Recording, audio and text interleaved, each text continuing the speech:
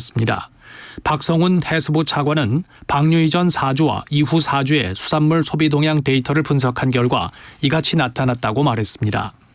이어서 대형 마트 3사 매출액은 오히려 수산물 소비량이 늘었고 노량진 수상시장 역시 소매점은 40%, 매점은 50% 매출이 증가했다고 덧붙였습니다. 오늘은 중부지방과 제주도에 가끔 구름이 많이 끼겠고 남부지방은 대체로 맑겠습니다. 강원 영동지방에는 오후까지 빗방울이 떨어지는 곳이 있겠습니다. 내일은 전국에 대체로 맑은 날씨가 이어지다가 밤부터 점차 구름이 많이 끼겠습니다. 내일 아침 기온은 서울이 13도 등 전국이 7도에서 16도로 오늘과 비슷하겠습니다. 내일 낮 최고 기온은 서울이 23도로 예상됩니다. KBS 1라디오 5시 뉴스를 마칩니다. 지금까지 아나운서 이재홍이었습니다. KBS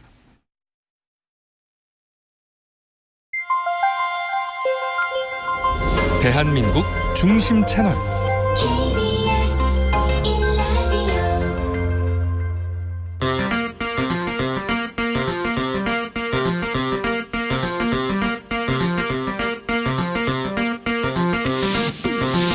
주진우 라이브.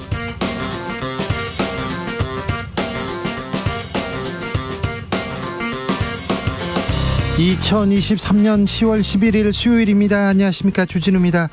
이스라엘 팔레스타인 전쟁이 닷새째를 맞았습니다. 양측 사망자만 2,000명 넘어섰습니다. 가자 지구 지상군 투입도 초읽기에 들어갔다는 소식 전해드리고 있는데요.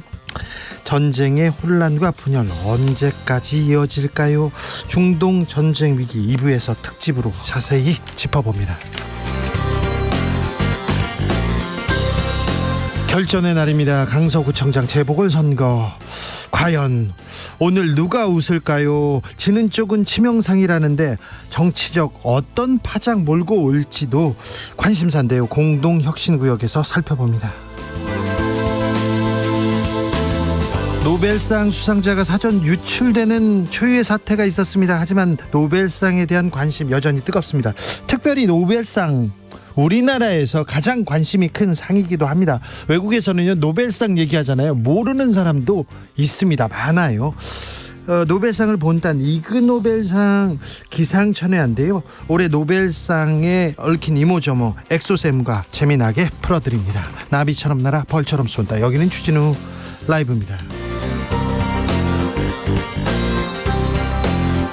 오늘도 자중차에 겸손하고 진정성 있게 여러분과 함께 하겠습니다.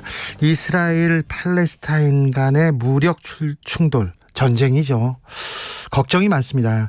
휴전 중인 분단 국가인 우리나라는 전쟁, 이런 무력 충돌 소식만 나와도 좀 더 놀라게 됩니다. 좀 특별하게 우리는 괜찮을까 걱정하게 됩니다.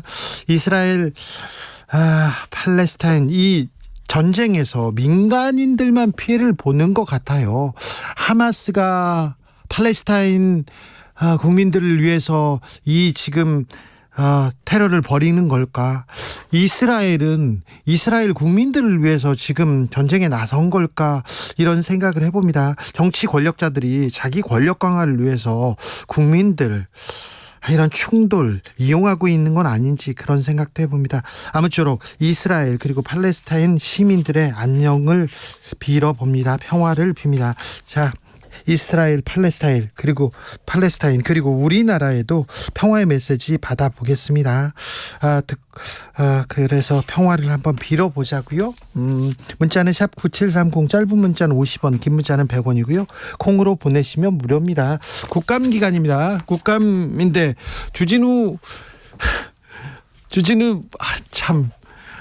주진우 얼마 받는지 그걸 내라고 막 이렇게 뉴스에 나오고 막 그러더라고요. 근데 전에도 있었고 지금도 있었는데 국감도 챙겨야 됩니다. 또 조선일보에서는 박범계 장관 기사를 쓰면서 주진우 라이브 사진을 막 대문짝나게 써놨더라고요. 참 지속적인 관심 감사하게 생각합니다. 네, 그 관심 정치율 조사 기간인데 02로 전화 오면 주진우 라이브라고 좀 크게 외쳐주셨으면 좋겠어요. 자료만 요청하고 막 그런 것만 하지 마시고 잘 듣고 있다. 주진우 라이브 잘 듣고 있다. 이런 얘기 좀 해주셨으면 좋겠습니다. 찬바람이 불고 KBS는 어수선한데 그래도 어수선해도 주진우 라이브는 여러분 곁에서 진실의 편에서 정의의 편에서 약자의 편에서 여러분 곁에서 끝까지 열심히 노력하겠습니다. 자, 방송 중에 사연 보내주시는 분들이요 추첨 통해서 치킨 교환권 보내드립니다. 저희는 그렇게 좀 이렇게 넉넉지 않은데 치킨 교환권 막 쏘겠습니다. 자, 그럼 주진우 라이브 시작하겠습니다.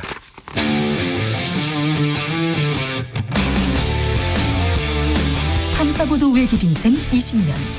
주 기자가 제일 싫어하는 것은?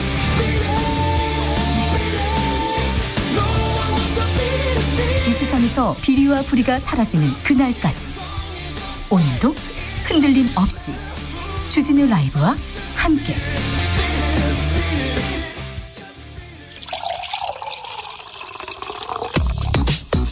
진짜 중요한 뉴스만 쭉 뽑아냈습니다. 주스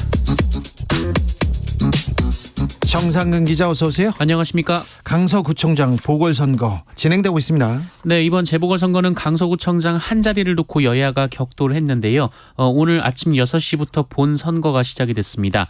현재 투표율은 오후 5시 기준으로 42.1%입니다. 투표는 저녁 8시까지 이어집니다. 네. 어제 마지막 뉴스에서 국민의힘은 지역 발전론을 내세우며 대통령과 통하는 여당 후보를 뽑아야 산적한 지역 개발 문제를 해소할 수 있다라고 주장했고요. 민주당은 제대로 된 강서 일꾼을 뽑고 대한민국의 오만한 권력을 심판해야 한다라고 주장했습니다. 오늘 투표 종료 시간이 8시입니다. 8시까지 투표소에 도착하면 투표할 수 있습니다. 그런데요. 재보궐선거 날인데 어제 정치권에서 선거 관리 얘기가 나왔어요. 국정원에서 투개표 조작 가능하다 이런 얘기가 나왔어요. 네, 어제 국가정보원이 중앙선거관리위원회의 투개표 시스템 모두 해킹이 가능하다라고 발표하면서 정치권에서 후폭풍이 이어지고 있습니다. 국민의힘은 선거관리 시스템을 방치한 자들을 찾아내 문책해야 한다고 주장하면서 전임 정부 시절 선거관리 시스템을 둘러싼 여러 의혹 제기가 있었음에도 실태 파악조차 제대로 이뤄지지 않았다 라고 주장했습니다. 유상범 국민의힘 수석대변인은 총선이 불과 6개월도 남지 않았다라면서 현재와 같은 선거관리 시스템으로 치른다면 선거의 공정성, 신뢰성이 불신받을 수밖에 없다라고 주장했습니다. 반면 민주당 홍익표 원내대표는 민주주의에 꽂힌 선거와 투표에 대한 신뢰성을 훼손하는 것은 중대한 민주주의를 위태롭게 하는 행위라면서 국정원이 또다시 과거 버릇을 못 버리고 정치에 개입하는 거 아닌지 의아하다라고 국정원을 비판했습니다. 선관위에서는 뭐라고 합니까? 선관위는 사전투표 조작 주장에 대한 의혹을 해소하는 취지로 내년 총선 모든 지역구의 사전투표함과 우편투표함 보관 장소에 설치된 CCTV를 실시간으로 공개하는 방안을 검토 중이라는 이런 보도가 나왔습니다. 또한 선관위는 국가정보원의 투개표 시스템 보안 취약 지적에 대한 내부 태스크포스를 구성했다고 밝혔고요. 다만 선관위는 사전투표 용지 조작 등의 지적에 대해서는 내부자의 조직적인 조력 없이는 불가능하다라고 재차 일축했습니다. 김행 후보자 또 의혹이 또 제기됐네요. 네, 민주당 장경태 최고위원은 오늘 지주사인 소셜홀딩스를 제외한 소셜뉴스 최대 주주는 김행 여성가족부 장관 후보자의 딸이라고 주장했습니다. 장경태 최고위원은 인사청문회 당시 김행 후보자가 끝까지 답하지 않았던 딸 관련 주식 현황과 관련해 제보를 통해 확인했다라고 밝혔습니다.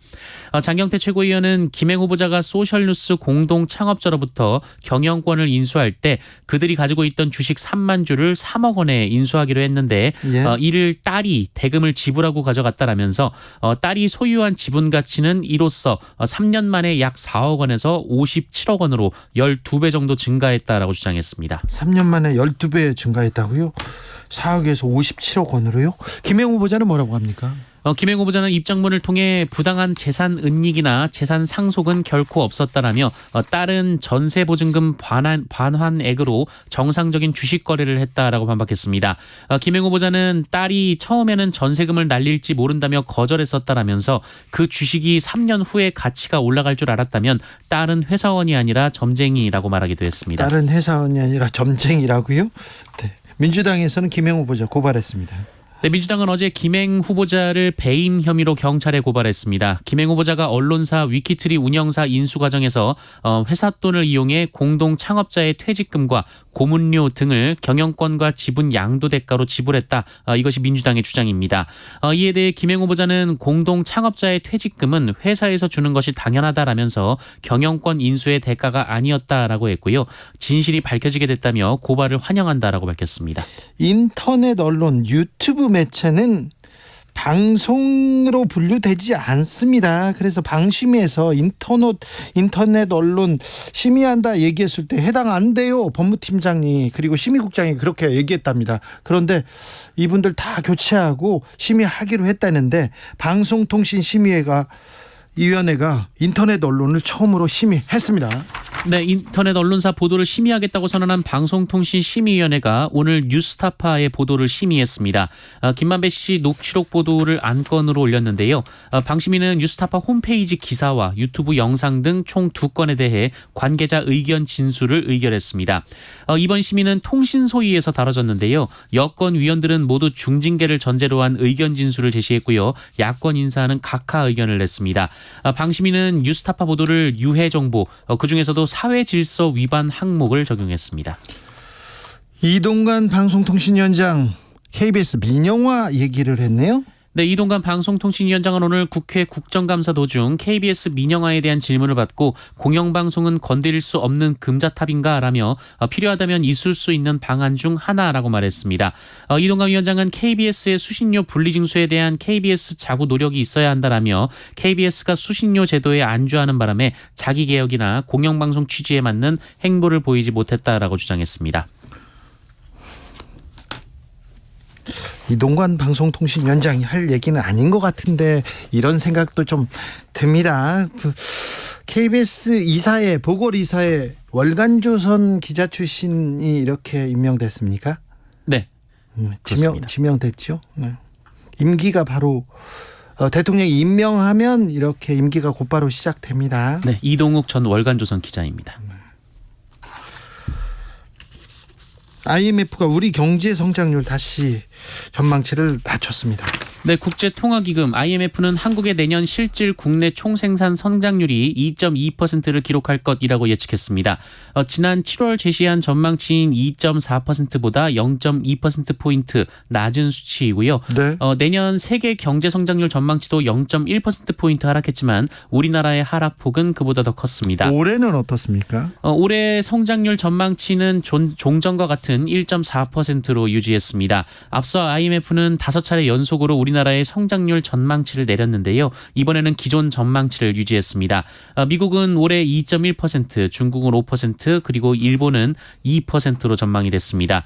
전망대로라면 우리나라는 외환위기 이후 처음으로 일본보다 낮은 경제 성장률을 기록하게 됩니다. 일본보다 낮은 경제 성장률을 기록하게 된다. 이거 굉장히 중요하고 심각하게 받아들여야 되는데 여기에 대한 대책이 좀 나오지 않는 게 좀 안타깝습니다. 설탕이 올랐어요. 또 소금도 올랐다. 이런 보도 있습니다. 네, 지난달 설탕과 소금의 물가가 동시에 크게 올랐습니다. 1년 만에 동시 최고를 기록했는데요. 이 설탕과 소금은 가공식품 등에 많이 사용되기 때문에 외식 물가와 먹거리 물가를 다시 자극할 수 있다는 우려가 나오고 있습니다. 통계청에 따르면 지난달 설탕은 지난해 동월보다 16.9% 올라갔습니다. 지난해 9월 이후 1년 만에 최고치입니다. 이 서민들이 많이 먹는 빵과 과자, 아이스크림에 설탕이 많이 들어가는데요. 앞서 원유도 올라간 바 있어서 이들 식품에 대한 추가 물가 상승 압박이 이어지고 있습니다. 그리고 지난달 소금 물가 상승률이 17.3%로 지난해 8월 이후 1년 1개월 만에 최고였습니다. 이 폭우와 태풍 등으로 소금 생산량이 줄어든 데다 일본의 후쿠시마 원전 오염수 방류에 따른 수요도 증가했기 때문이다. 이런 언론의 분석이 있었습니다. 삼성전자 모처럼 좋은 성적표 받았습니다. 네, 삼성전자의 올해 3분기 영업이익이 2조 4천억 원으로 2조 원을 넘겼습니다. 예. 올해 들어 첫 조단위 영업이익입니다. 지난해 동기보다 전년보다는 77.9% 감소했는데요. 그래도 영업이익이 6천억대에 그친 올해 1분기, 2분기보다는 나은 성적입니다. 네. 언론은 반도체 부분에서 적자가 줄어들며 예상보다 많은 영업이익을 거둔 것으로 분석을 했습니다. 다만 매출이 지난해보다 12.7% 감소했는데요. 네. 때문에 삼성전자 제품이 많이 팔려서 실적이 좋아진 것이 아니라 적게 생산해서 실적이 나왔다라는 분석도 있었습니다. 예. 삼성전자는 지난 1분기 실적 발표 때 메모리 반도체 감산을 공식화한 바 있습니다. 그랬죠. 그리고 어제 잠정 실적을 발표한 LG전자의 3분기 영업이익은 지난해 동기보다 33.5% 증가한 9,967억 원을 기록했습니다. LG의 매출은 20조 원 가량으로 전년 동기 대비 2.2% 줄었습니다. 계속해서 매출이 줄고 있네요. 심각한 경고음이 경제에서 울리고 있는데 계속 울리고 있는데 여기에 대한 대책이 나오지 않고 있습니다. 다시 한번 강조합니다. 유튜브를 통해서 자신의 학폭 피해 사실을 폭로했던 표예림 씨가 숨진 채 발견됐습니다. 네, 자신이 당한 학교폭력 피해를 폭로한 유튜버 표예림 씨가 부산의 한 저수지에서 숨진 채 발견됐습니다. 어제나 1시쯤 저수지에 사람이 빠졌다는 신고를 받고 출동한 소방이 수색 3시간 만에 고인을 발견했습니다. 고인은 앞서 자신의 유튜브에서 자신이 당한 학교폭력 피해를 근거 없는 주장이라며 비난하는 이들에 대한 괴로움을 토로하면서 자신의 생으로 진실을 증명하겠다라고 주장한 바 있습니다. 네. 주스 정상근 기자와 함께했습니다. 감사합니다. 고맙습니다. 5345님께서요. 지난달부터 새벽에 우유 배달을 시작했습니다. 아, 그래요? 아침잠이 많은데 새벽 일찍 일어나서 우유 배달을 하니까 엄청 피곤했어요. 그래도 체력은 더 좋아지는 것 같아요.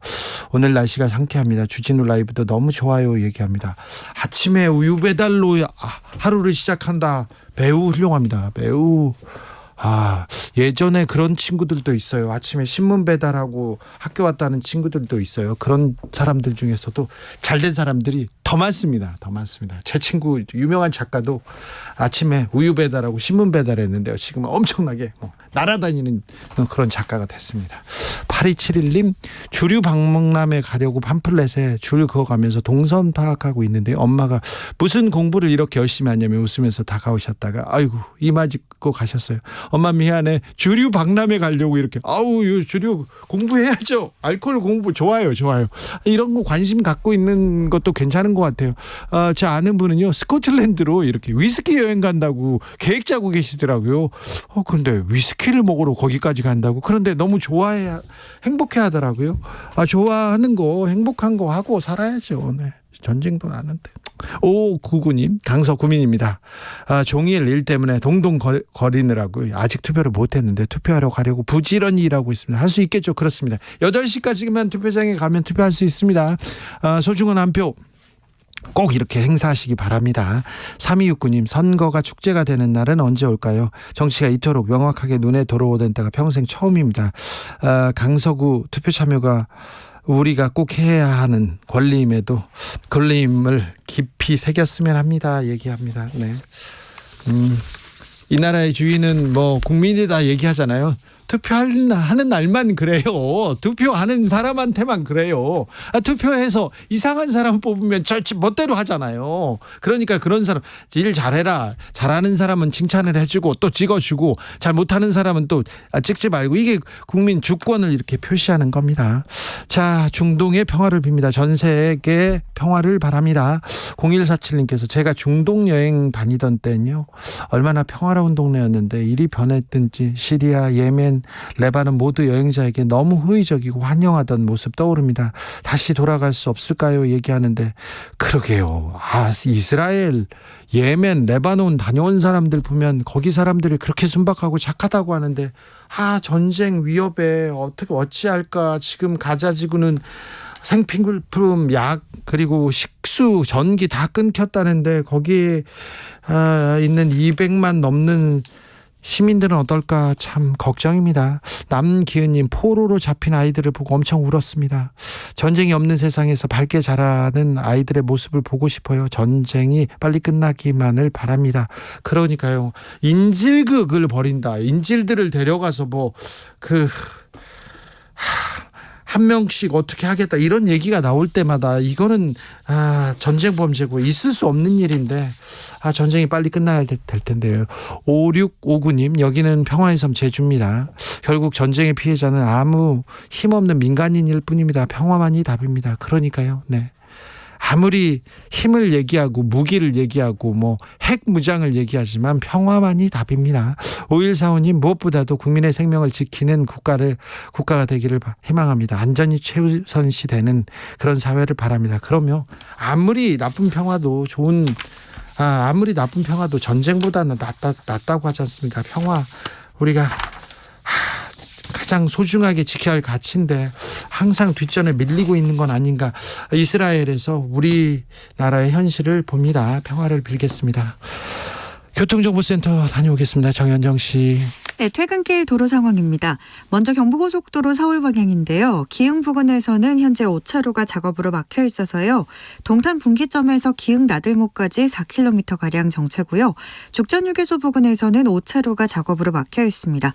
신갈 분기점에서 서울요금소까지 막혀 있고요. 양재 부근에서 반포까지 이어서 정체입니다.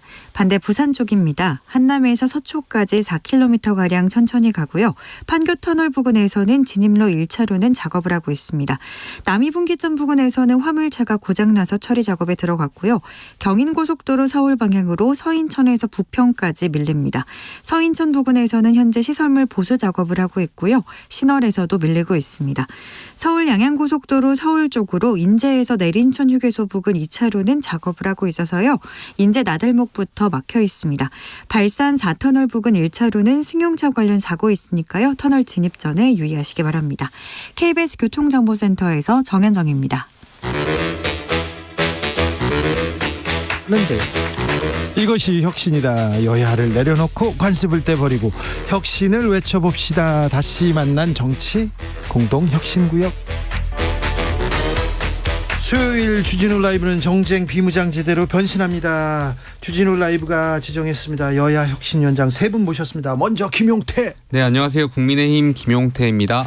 류호정. 네, 정의당 류호정입니다. 용혜인. 네, 안녕하세요. 기본소득당 용혜인입니다. 네. 자, 강서구청장 선거가 진행됩니다.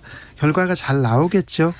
결과 나오고 어떻게 될까요, 김용태 최고위원님? 네. 결과가 잘 나올 거예요. 방송 보니까 경우의 수를 다 따져가면서 이제 다들 해설을 하시더라고요. 네.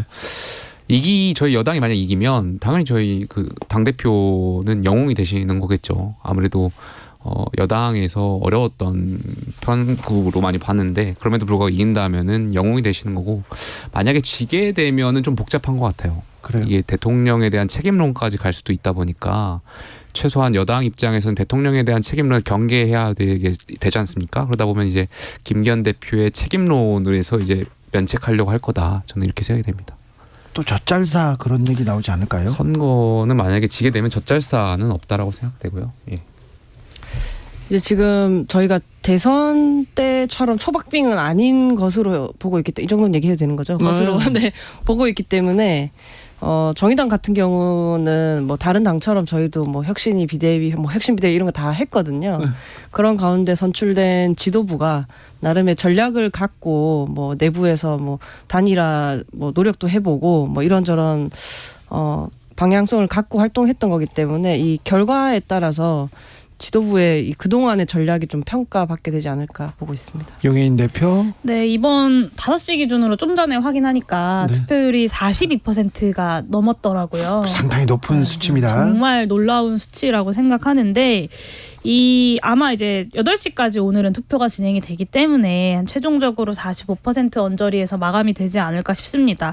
저는 뭐 이 구청장 보궐선거 하나 치러지는 선거가 이렇게나 높은 투표율을 보인다는 건 어떤 방식으로든 간에 지금의 정치에 좀 경종을 울리려고 하는 시민들의 어떤 정치 참여의 의지가 반영된 결과가 아닌가라는 생각이 좀 듭니다. 네. 제가 이거 얘기 듣다 보니까 친구가 그러더라고요. 자기가 사는 그 지역의 자치구 구청장 이름은 모르는데 강서구청장 후보들은 내가 안다. 그렇죠. 몇몇 친구들이 그래서 그만큼 이게 전국 선거가 되어버렸다. 신문 1면에 나왔어요. 구청장 선거인데. 근데 참 왜 강서구청장 선거에 나오려고 했는지 또 이해가 되기도 합니다. 자, 마지막까지 자신의 한 표 이렇게 행사해서 강서구청장 그리고 또 우리나라가 잘 바른 방향으로 가는데 자신의 권리를 행사해 주십시오. 국정감사 시작됐습니다. 바쁘시죠, 용혜인 대표? 네, 이제 저는 행정안전위원회랑 여성가족위원회에서 일하고 있는데요. 네. 어제부터 행안위 감사가 시작이 돼서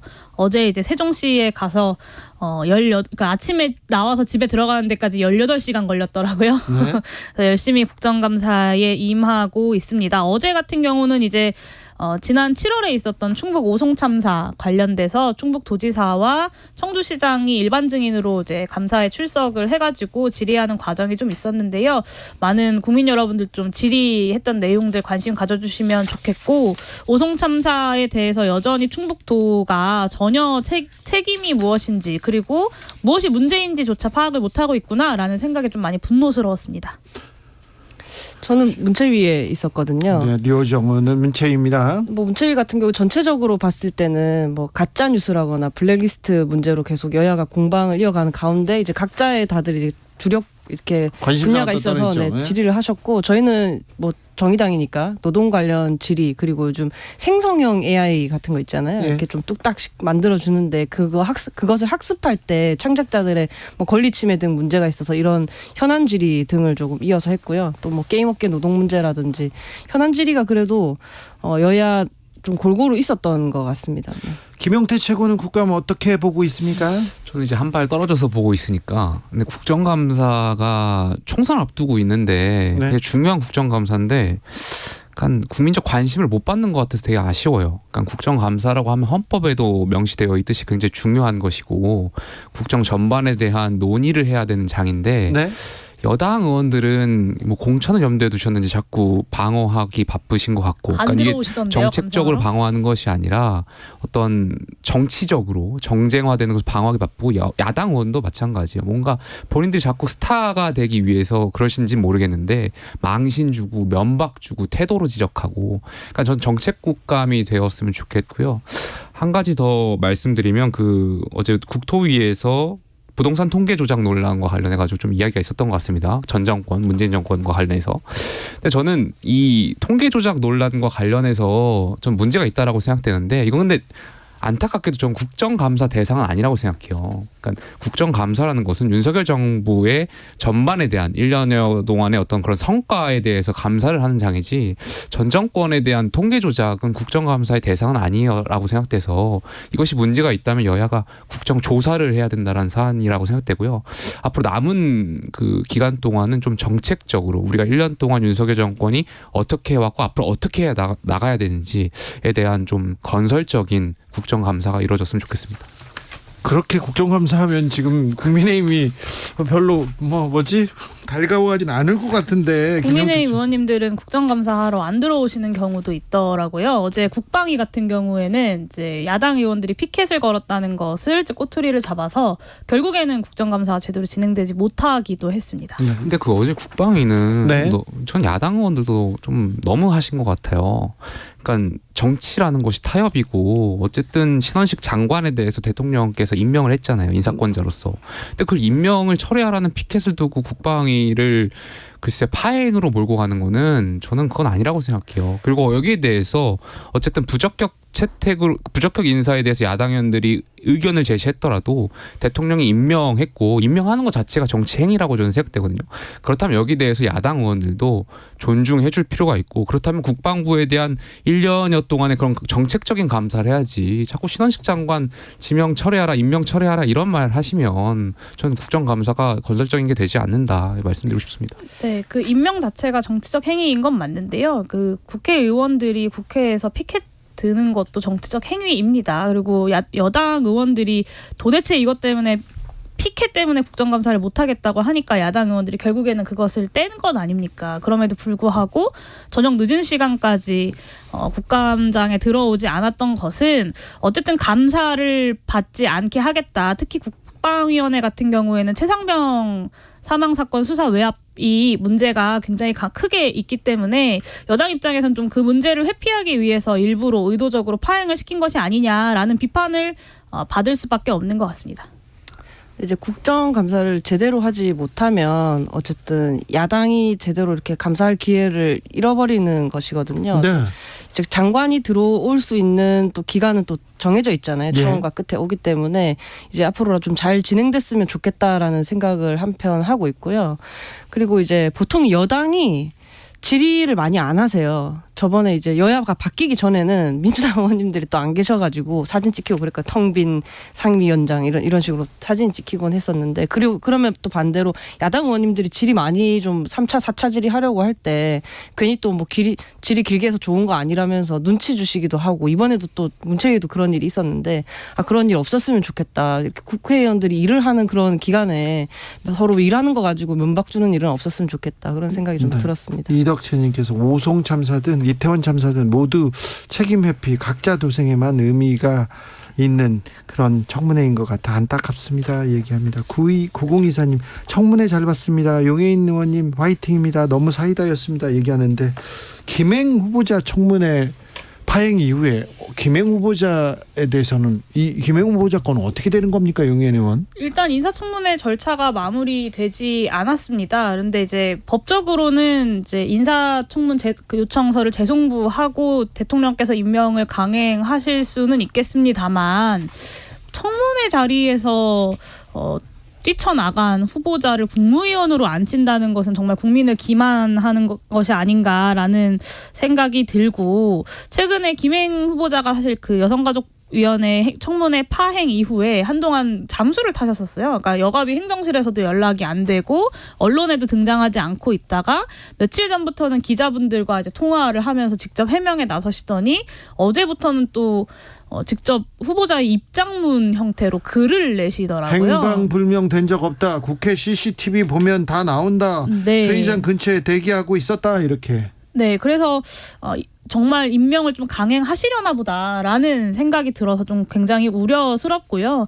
CCTV를 이야기하시는데 CCTV와 여부, 그러니까 그 국회 안에 경내에 있었던지 아닌지와 상관없이 속개를 했음에도 불구하고 회의장에 들어오지 않았다, 청문회장에 등장하지 않았다라는 것이 팩트이고 거기에 대한 책임을 김행 후보자가 져야 되는 겁니다. 저는 지금이라도 자진 사퇴를 하시거나 지명 철회를 하셔야 된다고 생각합니다.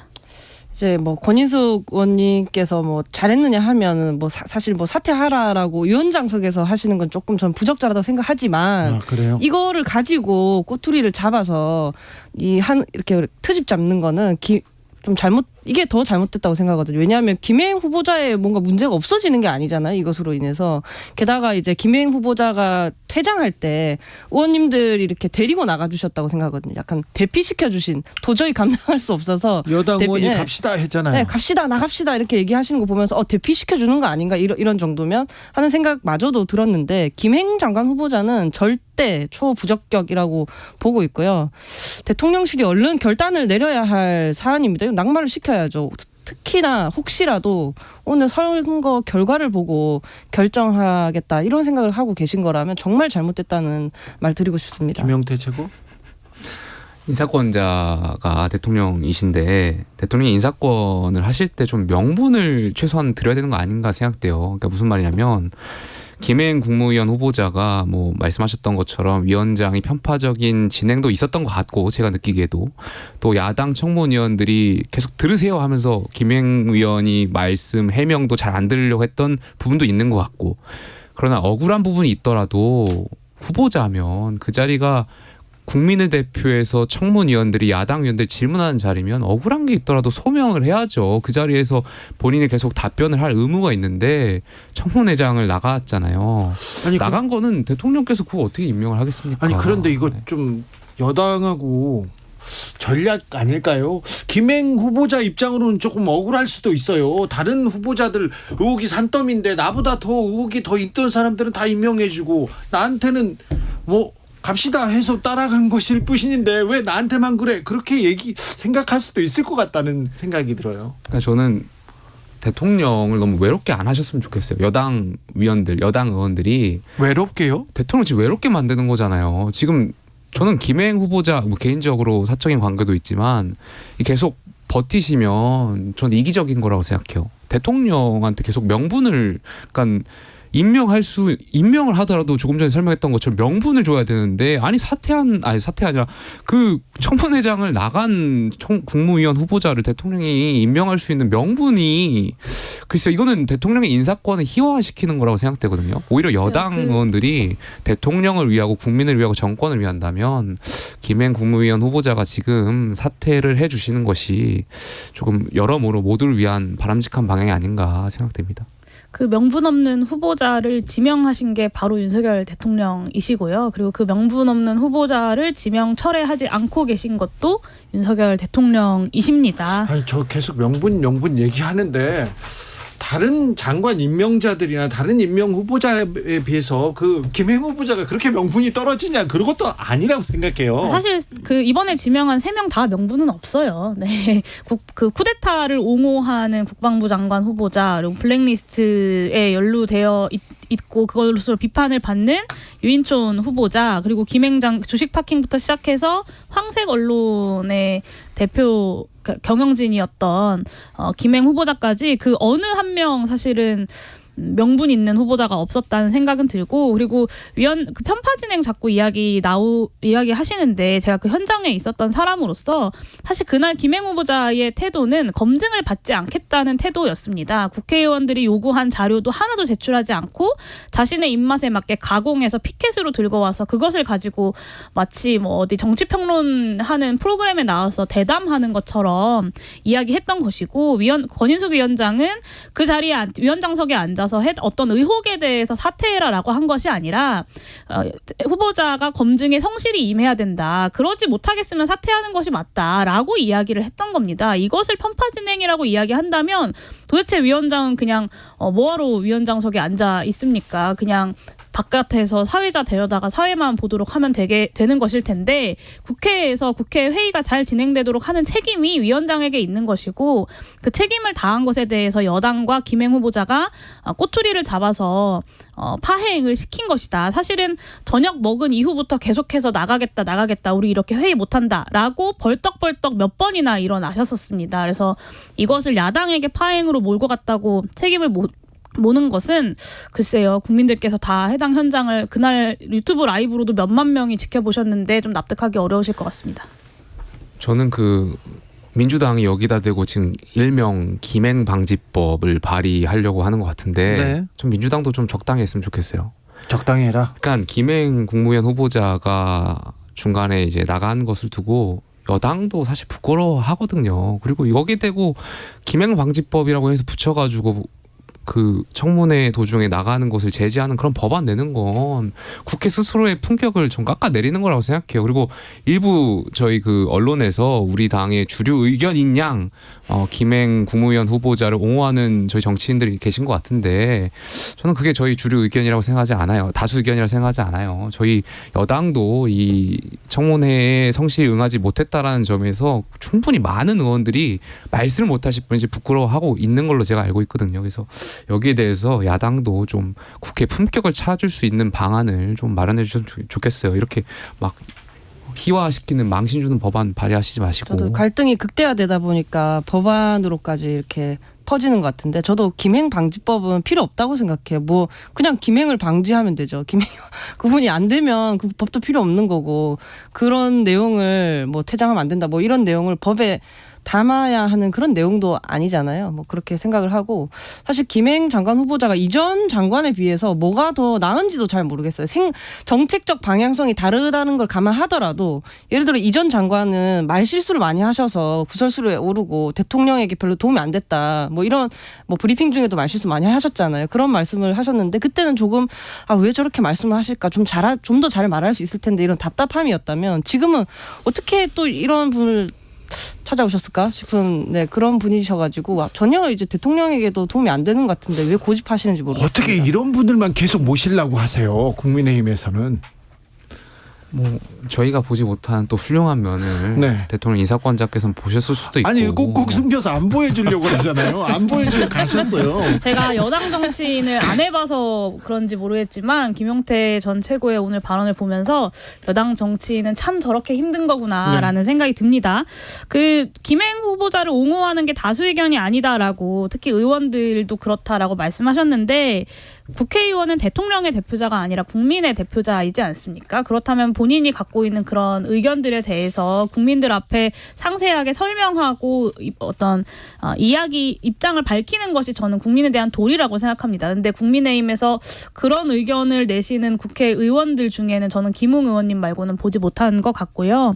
제가 김행방지법을 처음 말했던 사람으로서 말씀드리는데요. 국회법상 이런 김행 장관의 이 주랭랑 사태에 대한 관련된 규정이 없습니다. 왜냐하면 국회 품위 얘기하셨는데 이런 품위 없는 일이 발생할 거라고 생각하지 못했기 때문이에요. 아니까 그걸 굳이 망신주기식으로 발의를 할 필요가 없단 말이에요. 아니요, 이거는 청문회라는 인사청문회라는 국회의 절차를 제대로 진행하기 위해서라면 반드시 필요한 규정을 만들고자 하는 거고요. 김행 장관 후보자께서 선례를 만드셨기 때문에 앞으로도 이런 일들은 얼마든지 벌어질 수 있습니다. 그런 것은 미리미리 방지하는 것이 국민에 대한 예의라고 법안으로 생각합니다. 발의하기보다는 이미 국민적인 판단이 저는 다 끝났다라고 생각해요. 네. 굳이 법안 발의할 내용은 아니라고 생각합니다. 권인숙 위원장의 발언은 이랬습니다. 국민의힘에서는 권인숙 위원장이 이렇게 중간에서 편파적으로 진행하면 안 된다 이렇게 얘기했는데 이거는 여러분께서 좀 듣고 판단해 보십시오. 권인숙 위원장이 이런 식의 태도를 유지하고 도저히 감당하지 못하겠으면 사퇴를 하시든가요. 본인이 범법이라는 지적에 증명을 못하시면서 고발하라든가 이런 식으로 얘기하시면 자료 제공 못한다 이러시면 안 됩니다. 자세를 그렇게 가지시면 안 된다고 하는 겁니다. 이렇게 말씀하셨어요. 자, 국민의힘 하태경 의원 부산 해운대 지역구를 두고 서울 출마를 선언했습니다. 지금 각 당에서 험지 출마 얘기가 나오고 있는데요. 김용태 최고 어떻게 보셨어요?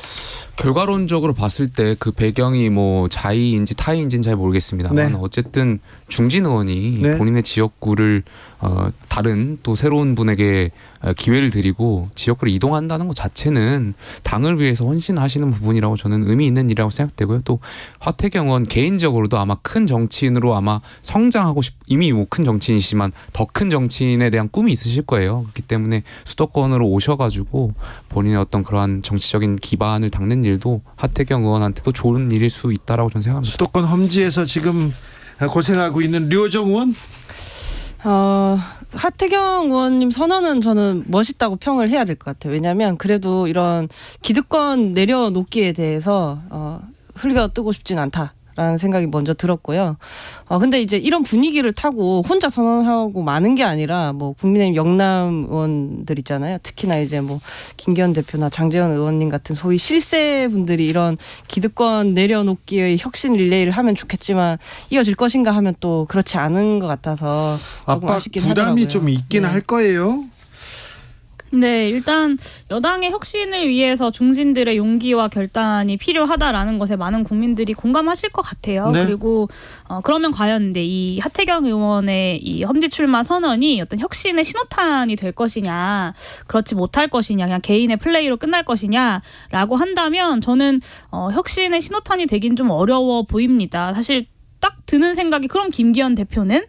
이라는 생각이 드는 거잖아요. 김기현 대표가 재보궐선거 결과도 있고 그리고 하태경 의원의 이 이동으로 가장 큰 부담을 갖게 될 것 같아요. 네, 아마 근데 김기현 대표가 그 울산 남구민들에게 정치적 책임을 다하겠다라고 밝힌 지 한 달이 안 됐어요. 그리고 장제원 의원도 그렇죠. 사실 여러 차례 이제 부산 사상구 출마 계획을 못 박았거든요. 그게 사실 부담을 받았다는 얘기 아니에요. 네, 그래서 아마 이 서울 하태경 의원의 출마가 어떤 여당의 혁신의 신호탄이 되면 좋겠으나 그러기는 좀 쉽지 않아 보입니다. 저는 그 중진 의원들이 자발적으로 뭔가 당에 대한 어떤 전체 총선의 판세에 영향을 주기 위해서 수도권으로 가겠다라는 건 좀 박수치고 환영할 일이죠. 근데 안 갔다고 해서 내가 내 지역구를 사수한다고 해서 그걸 비판하는 것은 좀 지양해야 될 필요는 있다라고 생각해요. 아니 정치인이 당연히 본인의 지역구에 다시 출마하고 거기에 대해 그 과정이 공천을 담보로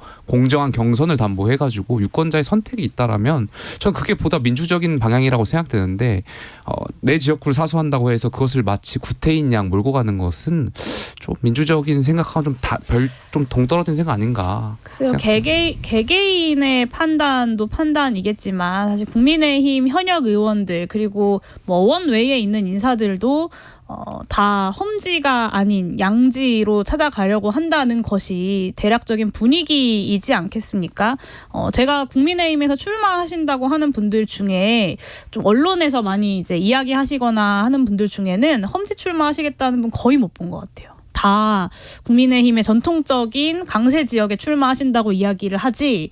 뭐 최근에 한동훈 장관이 서초에서 이제 어디에 그 서초동에 예술의 전당에 나타나가지고 이제 서초 출마하는 것이냐라는 얘기가 나온 것도 사실 저는 비슷한 맥락인 것 같고, 글쎄요, 여당 정치인들 원외를 포함해서 험지 출마를 하는 사람이 과연 공개적으로 지금 이야기하는 사람이 하태경 의원 말고 누가 있나라는 생각이 좀 드네요. 용인 의원님 말씀에 공감하면서 김용태 위원님 말씀에는 아이고 저렇게 말씀하셔가지고 본인은 언제 어디에 공천 받으시노라고 생각했다고 짧게 평하겠습니다. 네.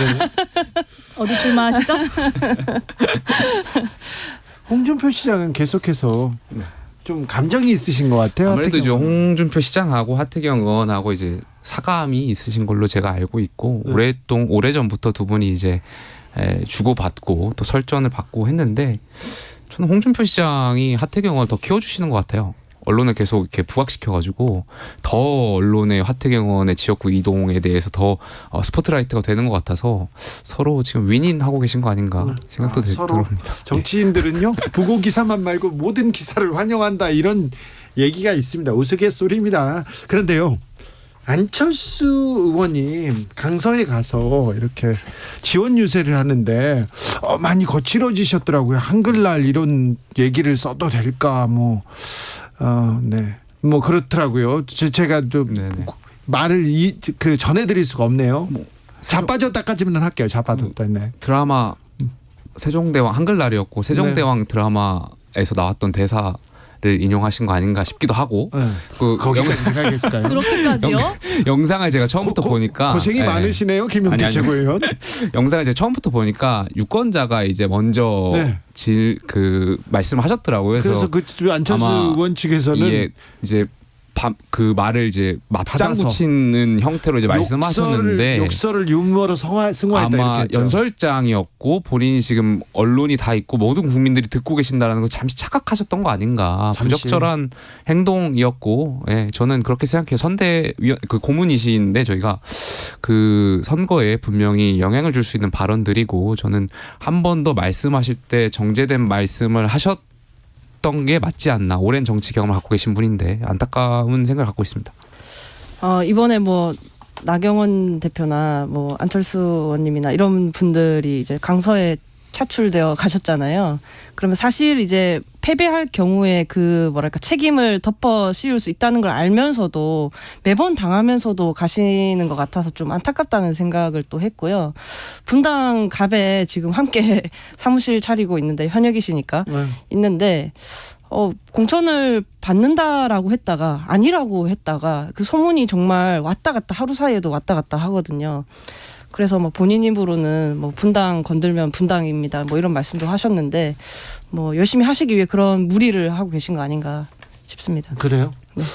그 민주당에서는 유호정 의원이 지금 뛰는 지역구에 누가 나온답니까? 지금 김병관 위원장님이 계신데 네. 그 이제 재판 이슈가 좀 있으시잖아요. 네.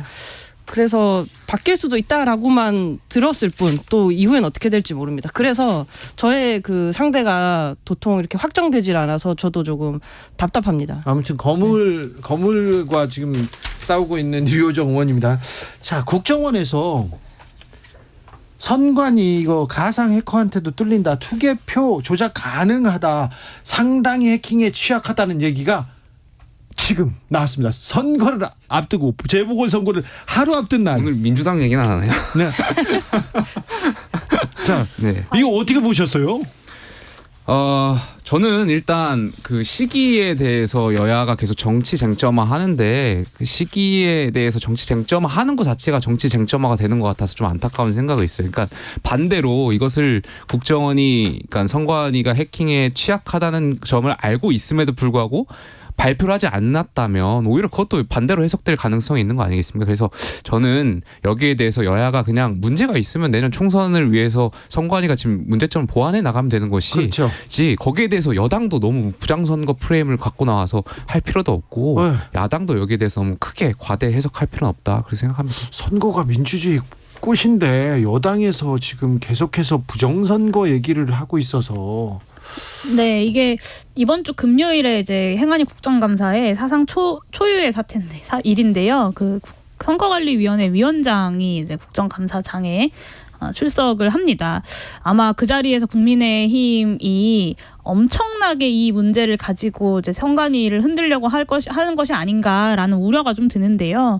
전형적인 침소봉대입니다. 사실 악의적인 왜곡에 국정원이 또다시 뭔가 이렇게 선거 개입을 하려는 것이 아니냐라는 우려가 이런 악의적인 왜곡이기 때문에 등장하는 것 같아요. 그러니까 선관위는 사실 한 번도 해킹된 적이 없고요. 그리고 실제 부정선거가 가능하려면 다수의 내부 조력자가 조직적으로 가담하면서도 사람들의 눈을 피해야 한다.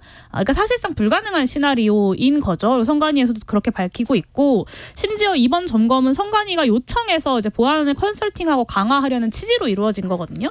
그런데 국정원이 선관위 일부 프로그램의 비밀번호까지 공개해가면서 선관위 망신 주기에 앞장서고 있어요. 그러니까 이쯤 되면 사실 국정원이 여당과 함께 가상 해킹을 하고 대대적으로 홍보하고 있는 것이 아닌가 국정감사를 앞두고 이런 의심까지 들 지경입니다. 이게 지금 기술적 문제가 드러나긴 했지만 부정선거가 있었다는 흔적이 드러난 게 전혀 아니잖아요. 맞아요. 이게 중요합니다. 선관위에서도 기술적인 해킹 가능성을 가지고 부정선거를 말하는 건 지극히 위험하다 이렇게 저희 간주합니다. 현장에서 그 관련 저희 이제 시민들께서 다 지켜보고 계시고 재확인도 하고 있고 물론 지금 비밀번호가 너무 쉬웠다던가 하는 그런 문제점 물론 보완을 해야 하고 이렇게 취약점을 드러낸 선관위는 할 말이 없지만 그렇다고 해도 이렇게 뭐랄까 음모론을 함부로 피워대는 거는 정말 적절하지 않다. 이거 정치권이 잘못 작동하고 있다. 오히려 잘 할 수 있다라고 시민들의 어떤 불안을 잠재우는 방향의 말을 더 해야 그렇습니다. 한다. 그렇게 네. 봅니다. 선거는 민주주의의 이 근간입니다. 근간이고 가장 중요한 신뢰의 근간인데 너무 말을 좀 정치권에서 쉽게 하는 거 아닌가 이런 생각해 봅니다. 신원식 국방부 장관이 9.19 군사합의 효력 최대한 빨리 정지시켜야 된다 이 얘기 어떻게 들으셨어요? 근데 이미 북한이 계속 이것을 위반했고 여기에 대해서 지금 9.19 군사 합의가 효력이 거의 없다라고 사실상 보는 것이 저는 맞다라고 보지 않나요? 9.19 군사합의 말씀하시는 거죠? 네. 9.19 군사합의는 북한이 어긴 거죠. 근데 이제 우리가 효력 정지를 선언하면 우리가 깨는 게 돼버리잖아요. 저는 신원식 장관이 좀 더 신중했으면 좋겠습니다. 네, 도대체 이 군사합의의 효력을 정지해서 한국이 얻는 실익이 뭔지를 모르겠습니다. 이 합의를 유지함으로써 오히려 한국이 도덕적인 우위를 점하고 이후에 국면 전환을 꾀할 수 있다는 게 세계 각국 전문가들의 중론입니다. 국지전도 이렇게 줄었잖아요. 무력 충돌 작은 무력 충돌이 어디 있어요? 그래 줄었는데 연락소 일방적으로 폭파시키고 북한의 탄도미사일 계속 발사하고 탄도미사일이라고 부르지도 못했고 김용태, 류호정, 용해인 감사합니다.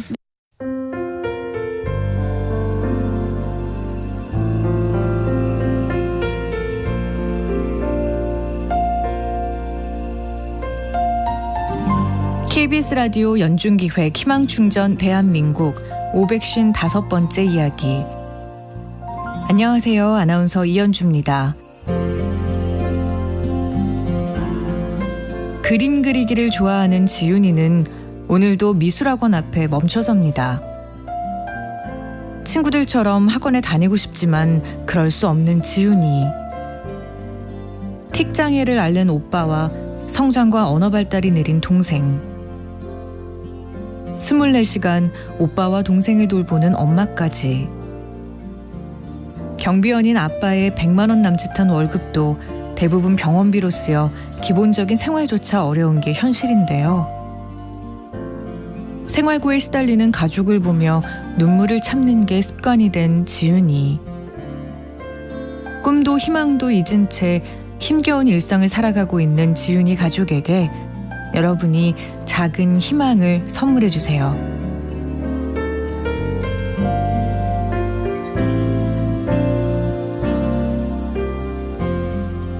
여러분의 따뜻한 손길이 희망의 빛이 됩니다. ARS 060-700-1580 060-700-1580 한 통화 3,000원으로 희망을 선물해 주세요. KBS 라디오 연중기획 희망충전 대한민국은 초록우산 어린이재단, 인탑스 주식회사 그리고 청취자 여러분과 함께합니다. ARS 060-700-1580 한 통화 3,000원입니다.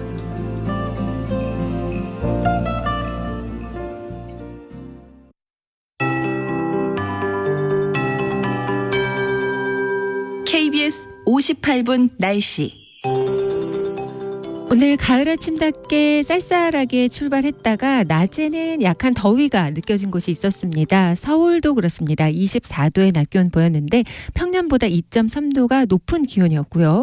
정읍은 25.5도로 전국 최고치를 기록했습니다. 이맘때 가을볕치고는 조금 강했습니다. 당분간 일교차가 10에서 15도 안팎으로 크게 나니까 건강관리에 유의하셔야겠습니다. 오늘 대부분 지역 티 없이 맑은 날씨 이어가고 있는데요. 이런 날 복사 냉각이 원활해서 밤부터 안개가 짙어지고 기온도 급속도로 떨어지게 마련입니다. 날씨 변화는 거의 없겠고요. 기온도 거의 오늘과 비슷하겠는데 내일 새벽부터 아침 사이에 짙은 안개 끼는 곳이 많겠습니다. 내일 아침 기온은 서울 13도, 대관령 3도 등 전국적으로 7도에서 16도 분포를 보이겠습니다. 강원 내륙과 산지에는 서리가 내리는 곳이 있을 걸로 보이니까 주의하셔야겠고요. 낮 기온은 서울 23도 등 21도에서 24도 분포를 예상하고 있습니다. 내일까지는 동해안에 당분간에는 제주 해안에 너울성 파도가 높겠습니다. 그리고 내일 오후부터 제주 먼바다의 물결이 최대 3m로 높아지니까 이 점도 참고하시면 좋겠습니다. 지금 서울의 기온은 22.1도입니다. KBS 58분 날씨 강혜종입니다.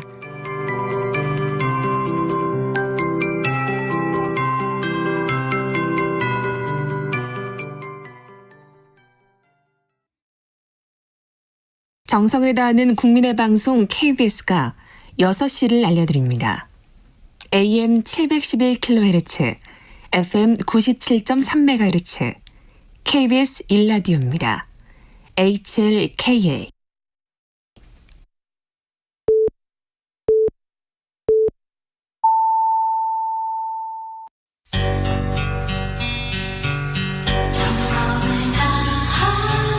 정성을 다하는 국민의 방송 KBS 주진우 라이브. 그냥 그렇다고요. 이 시각 라디오 정보센터 뉴스입니다. 이스라엘이 하마스와 교전을 벌이는 가운데 가자지구 인근 자국민에게 대피령을 내렸습니다. 이스라엘 지상군의 가자지구 투입이 임박했다는 신호로 해석됩니다. 윤석열 대통령은 긴급 경제안보 점검회의를 소집해 이스라엘과 하마스 간 충돌이 확대될 수 있다며 경제안보에서 위험에 선제 대응하라고 지시했습니다. 수출보다 수입이 더 크게 줄면서 8월 경상수지가 48억 1천만 달러 흑자로 집계돼 넉 달 연속 흑자를 기록했습니다. 한국은행은 이스라엘 하마스 충돌 사태로 국제유가 움직임 등의 불확실성이 커졌다면서도 하반기의 흑자 흐름은 이어질 것으로 전망했습니다. 서울 강서구청장 보궐선거 투표가 오늘 아침 6시부터 저녁 8시까지 진행되고 있습니다. 당선자 윤곽은 이르면 오늘 밤 11시 정도면 드러날 것으로 예상됩니다. 지금까지 라디오 정보센터 뉴스 정한나였습니다.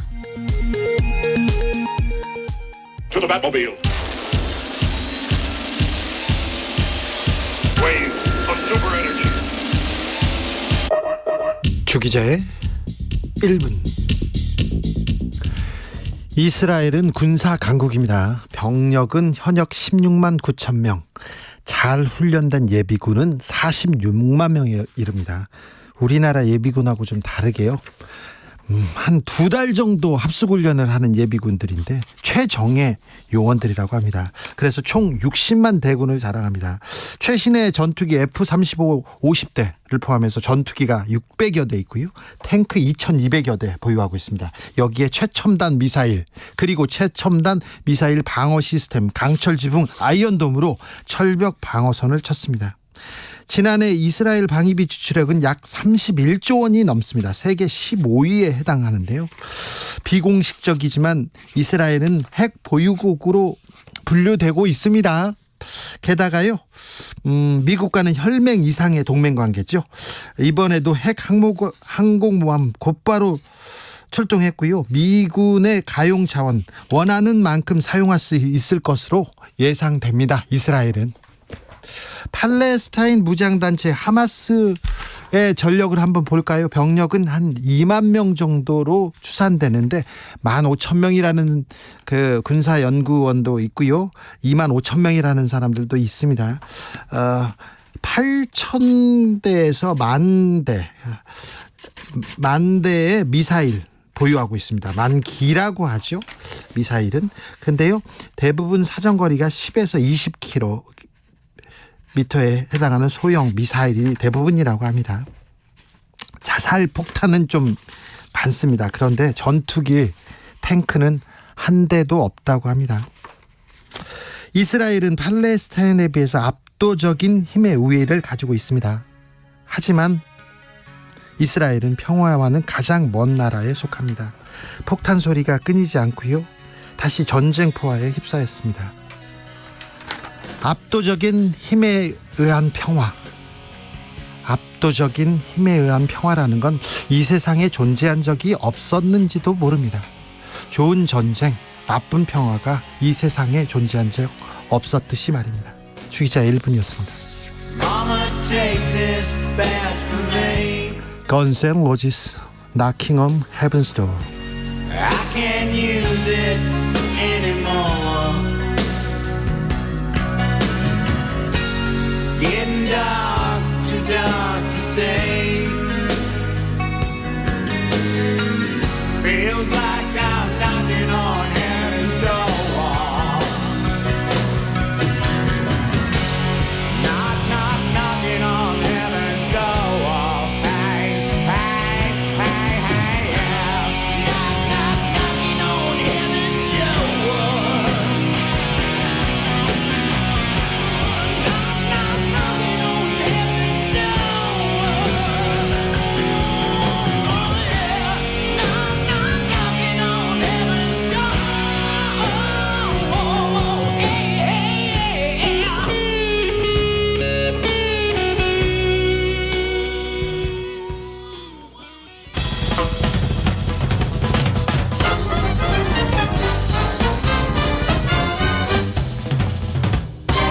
훅 인터뷰. 모두를 위한, 모두를 향한 모두의 궁금증 훅 인터뷰.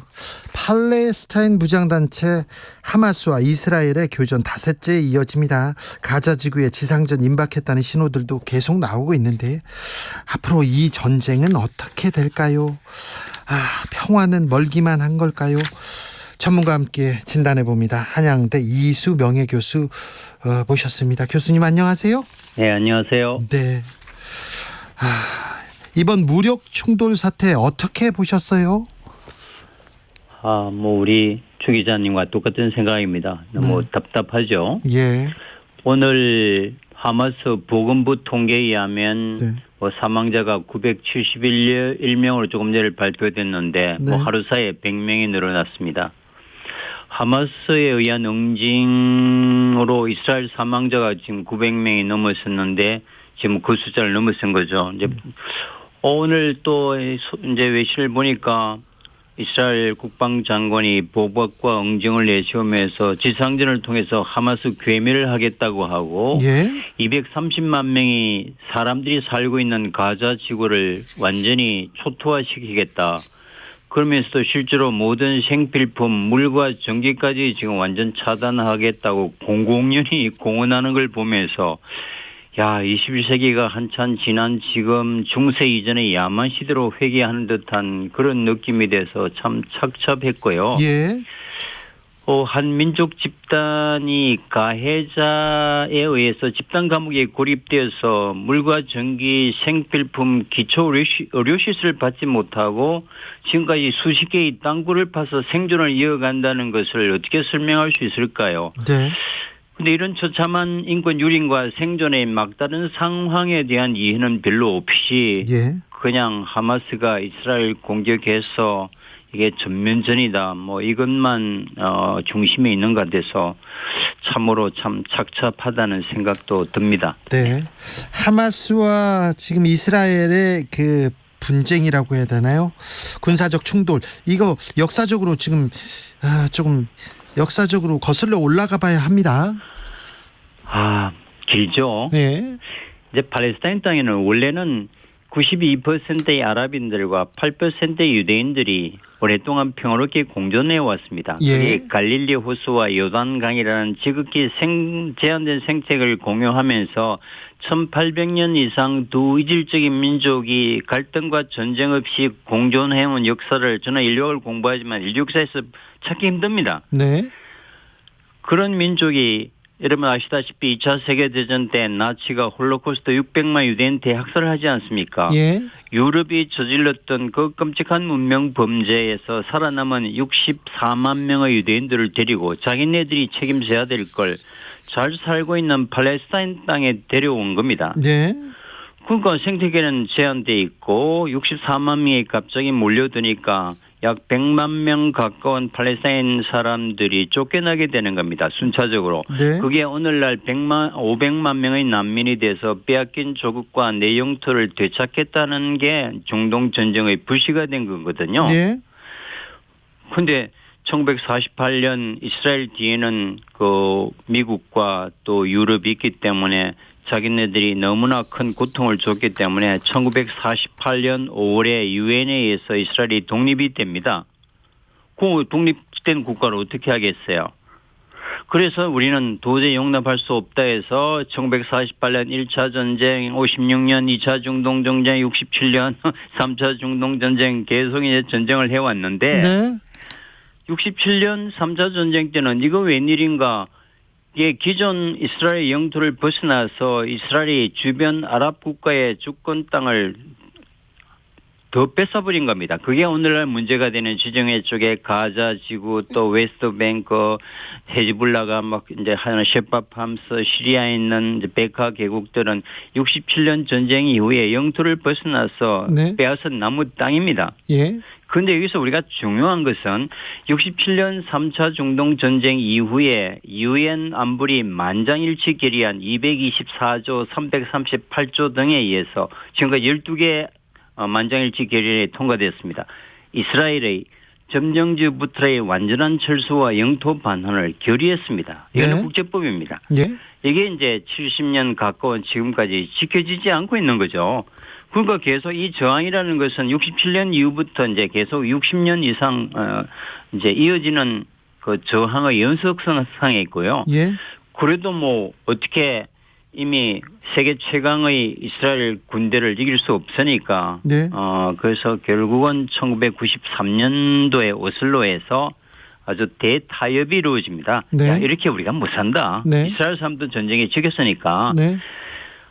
땅과 평화의 이제 교환이라는 건데 어차피 국제법상 되돌려줘야 되는 점령지에 이스라엘 건국으로 오갈 데 없는 팔레스타인 난민들을 데려다가 어떤 자치와 독립국가를 만들어주자. 그 대신 팔레스타인은 이스라엘의 그 국경을 인정하고 불가침 조약을 맺고 외교관계를 맺으면서 서로 이웃으로 공존하면서 잘 살자. 그래, 그렇게 하자.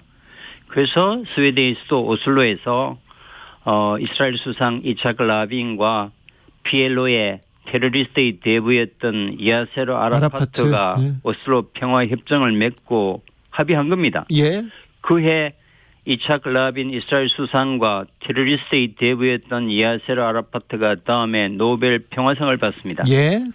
이거는 정말 온 지구가 박수쳤고, 그렇죠. 예, 정말 이제는 평화로 가는구나. 평화가 오는구나 예. 했는데 예. 그 외에 리쿠르당 소메 샤론이나 이 네탄야후 같은 극우파들이 전쟁 드라이브를 걸면서 계속 집권하면서 네. 이 오슬로 평화협정 인류가 50년 만에 만들어 놓았던 휴지 조각으로 만들고 예. 되돌려줘야 될 땅 정착촌에다가 구소련 붕괴 후에 러시아와 발칸반도의 유대인들을 데려다가 지금 정착촌을 만드는 겁니다. 남부 땅에. 네. 거기에 지금 200개 68만 명이 들어와 있고요.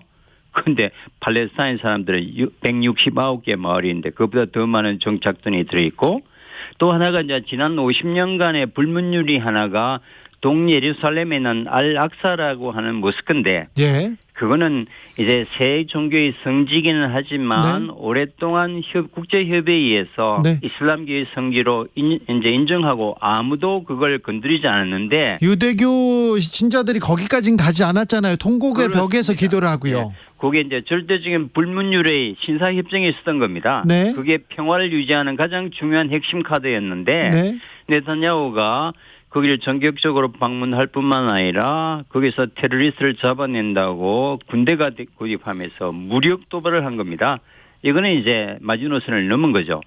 그러니까 이제 어떤 생존에 대한 절박함, 어떤 종교의 신성샘에 대한 모욕, 그다음에 계속 정착선에서 일상으로 부닥치는 어떤 인권 유린, 네. 뭐 이런 것들을 이제 참다 못해서 이번에 이제 하마스가 제법 준비를 잘 해서 네. 기습적으로 이스라엘 공격하는데 사실은 50년 했던 저항이 좀 강하게 나타났던 one of them이라고 저는 봅니다. 그런데요. 이스라엘 총리가 총리의 자리에 오르자마자 조금 불안했어요. 사법부를 좀 옥죄다가 모든 사람들의 반발에 이렇게 절대 다수의 반발에 이렇게 휩싸이고 정치적으로 자기 자리가 조금 흔들렸습니다. 그렇습니다. 그리고 나서는 아까 말했던 그 종교 절대 침범해서는 안 되는 불문율을 깨기도 했는데 지금요 속보가 들어왔는데 이 로이터 통신 속보입니다. 이스라엘 군이 레바논 무장정파 헤즈볼라를 공격하기 위해서 레바논 남부에 대한 공습을 가했다고 합니다. 자, 레바논에 공습을 하고 그리고 가자 지구 지상군 총공격에 나선다고 하는데 이 더 많은 피해가 있을까 걱정입니다. 근데 우리가 이제 흔히 전면전 전쟁이라 그러면은 이게 전쟁은 영어로 크로스파이어에서 이제 교전의 개념인데, 네. 뭐 전쟁의 희생은 불가피하지 않는다는 이런 생각은 참으로 위험합니다. 예. 왜냐하면은 하마스는 국제법상 무장을 못하게 돼 있습니다. 예. 지금 가자 지구에 탱크 한 대 없습니다. 예. 비행기 한 대 없습니다. 예. 이스라엘은 공식적으로 인정하지 않지만 약 200개 이상의 핵 탄두를 가진 세계적인 핵 보유국이고 세계 최강의 군사 기술과 무기를 가지고 있습니다. 예. 이것이 230만 명의 아무 무장도 돼 있는 어떤 사제 폭탄으로 저항하는 것을 진입하는 것을 우리가 이건 전쟁으로 표현한다는 것은 너무 지나치고요. 예. 이거는 일방적인 공습 또 하마스 쪽에서는 학살이라고 얘기를 하죠. 네. 뭐 그런 어떤 문제의식을 우리가 좀 가져줄 필요가 있고요. 네. 그에 비하면 북쪽의 헤즈볼라는 군사력이 막강합니다. 네. 오히려 레바논은 또 남의 주권 국가잖아요. 네. 그 헤즈볼라는 이란이 지금까지 아바타 역할을 시키면서 어마어마한 군사 원조와 경제 원조를 했기 때문에 무장이 잘 되어 있습니다. 네. 따라서 이스라엘로서는 이게 남쪽의 가자 지구를 공격하기 전에 북쪽의 위협 세력을 약화시켜 놓을 필요가 있었죠. 그래서 우리가 예상했던 대로 아마 헤즈볼라 공격을 먼저 시작하는 것 같습니다. 네. 그런데 하마스가 이렇게 기습을 하면 이거 팔레스타인 국민들은 굉장히 불안할 텐데요. 그리고 네타냐후가 이렇게 총공세에 나서면 이스라엘 국민들도 굉장히 불안할 텐데요. 그런 생각해 봅니다. 하마스가 자기 스스로도 이스라엘에 대해서 이길 수 없다는 걸 다 알고 네. 모든 팔레스타인 사람들이 이스라엘에 대해서 성산이 1%도 없다는 걸 다 압니다. 예.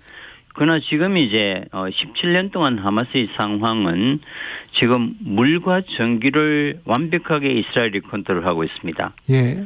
기초 의약품과 생필품을 이스라엘이 컨트롤하고 있거든요. 예. 말 잘 들으면 물량을 좀 늘어주고 말 안 들으면 전기 끊고 그래서 지금 가자 230만 주민의 약 82%가 냉장 음식이 뭔지를 모른다는 겁니다.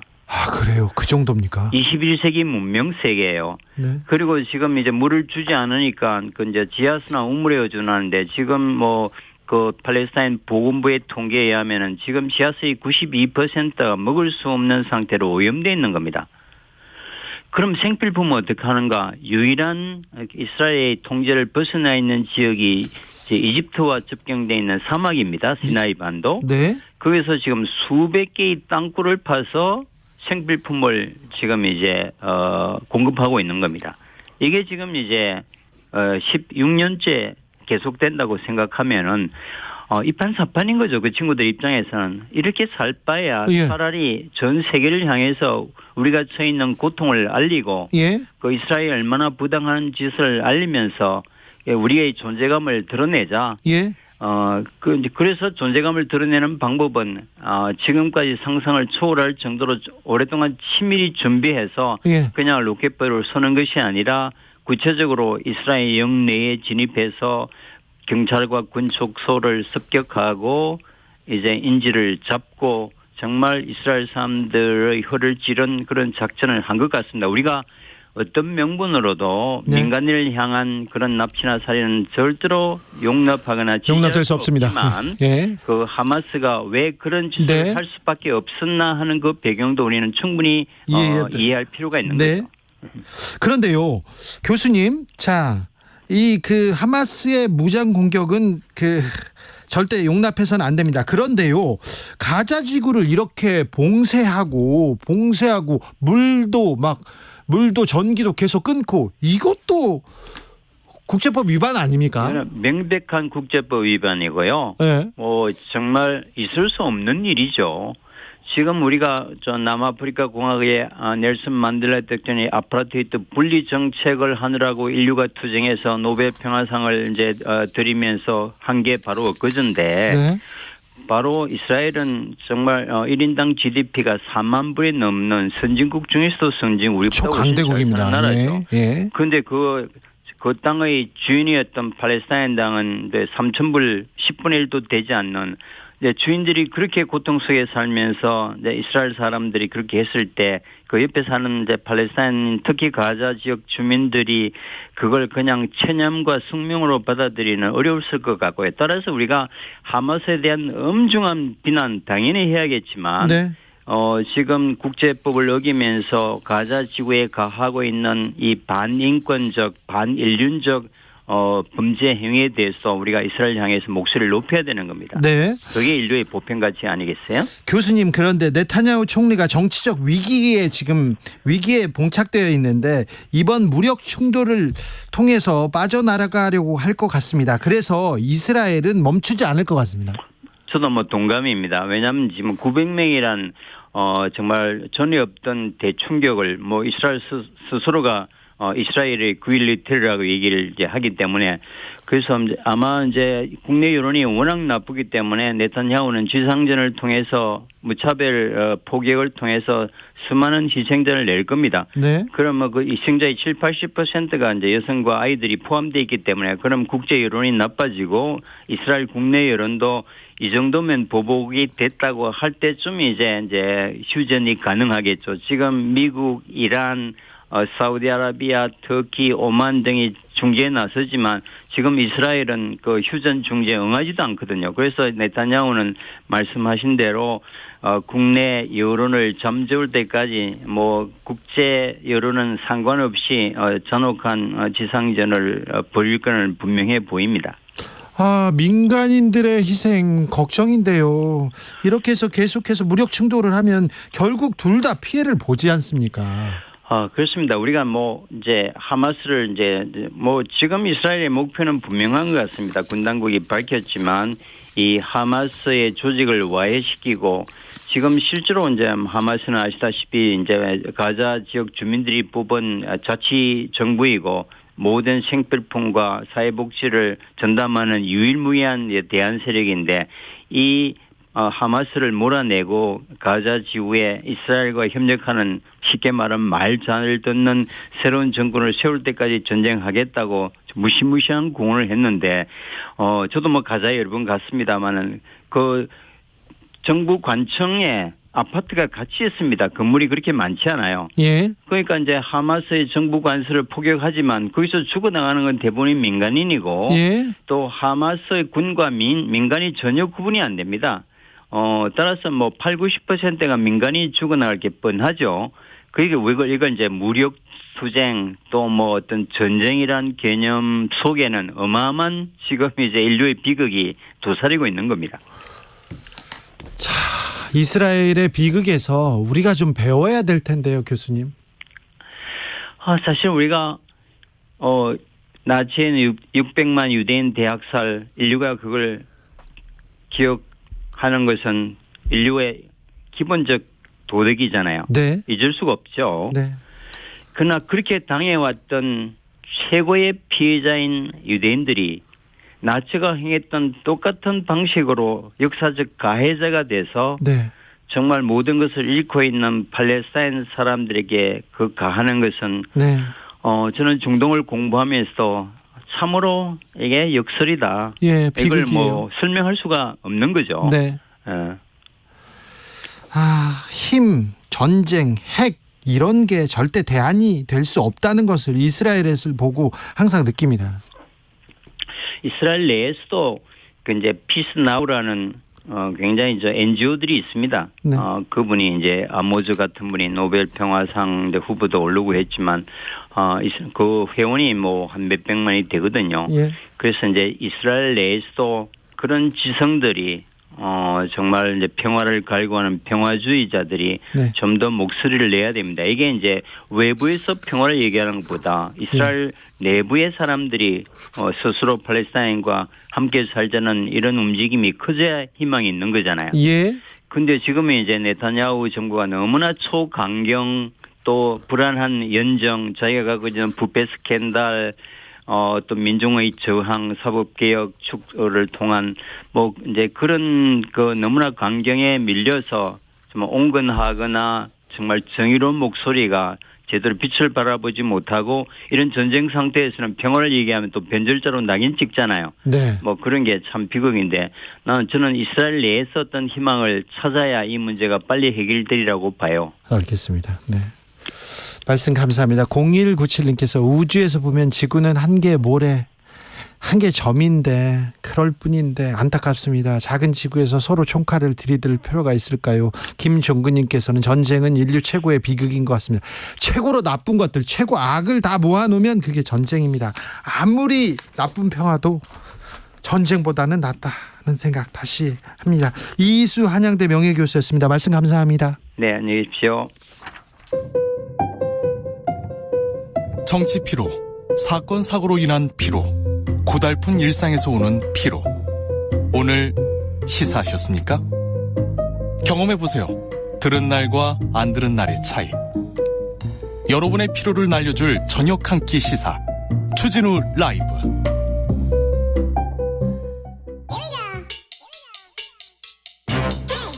과학을 향한 진지한 고민, 과학가의 수다. 주진우 라이브 과학 선생님 이선호 엑소쌤입니다. 어서 오세요. 네, 반갑습니다. 엑소쌤입니다. 오늘은 어떤 공부해 볼까요? 저번 주에 노벨상 발표가 있어서요. 계속 오늘은... 이렇게 불리더라고요. 맞습니다. 네, 선생님 이름은 없었습니다. 저는 노벨 과학 커뮤니케이션 상이 있다면은 도전을 해볼 텐데. 네, 그럴까요? 뭐 아무튼 이번에 노벨 화학상, 생리의학상, 물리학상은 어떤 연구 분야에서 주어졌는지 좀 알려주세요.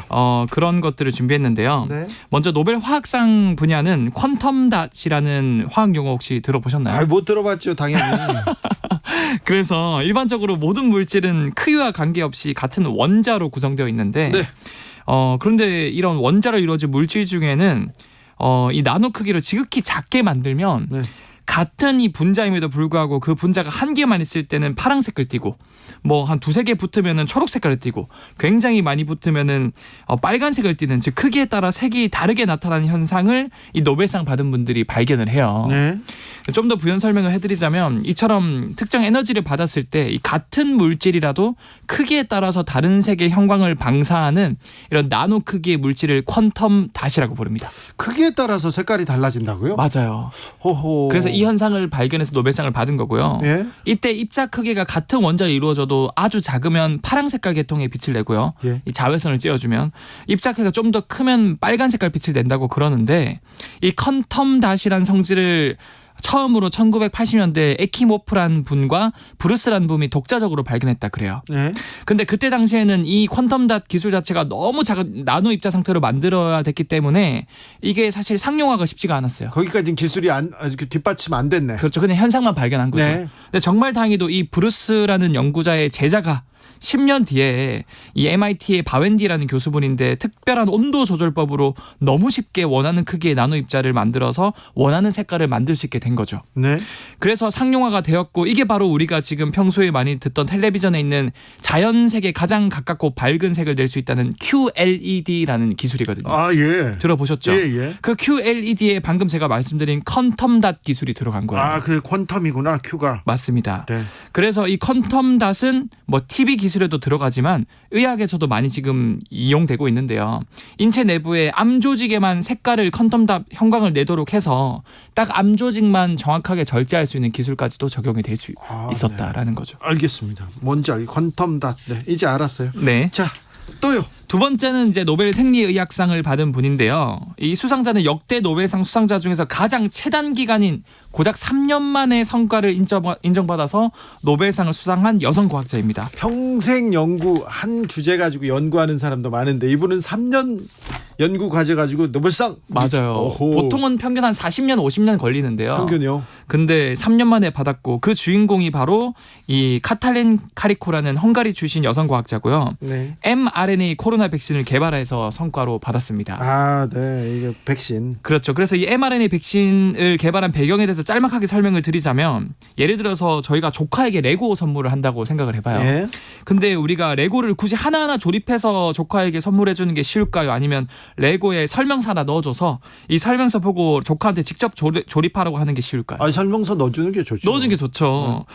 사실은 이 우리가 맞는 백신도 일종의 레고랑 비슷해요. 예? 그래서 보통 우리가 기존에 맞았던 백신은 단백질을 활용하는데 이 단백질이 일종의 백신과 그 레고랑 비슷합니다. 그래서 기존의 단백질 백신은 하나하나 조립을 해줘야 돼서 레고처럼 굉장히 합성하기가 까다롭고 대량 생산하기가 힘들었어요. 그런데요. 돈도 많이 들고요. 근데 코로나로 수억 명이 감염된 상황에서 막 이 단백질 백신 개발하는데 10년 넘게 걸려서 사실상 이거는 뭐 효율적이지 않거든요. 네. 이때 이제 카탈린 카리코라는 노벨상 받은 분이 역발상을 합니다. 우리 몸속 세포도 세포 자체가 스스로 이런 단백질 백신을 만드는 공장 시스템이 다 있어요. 네.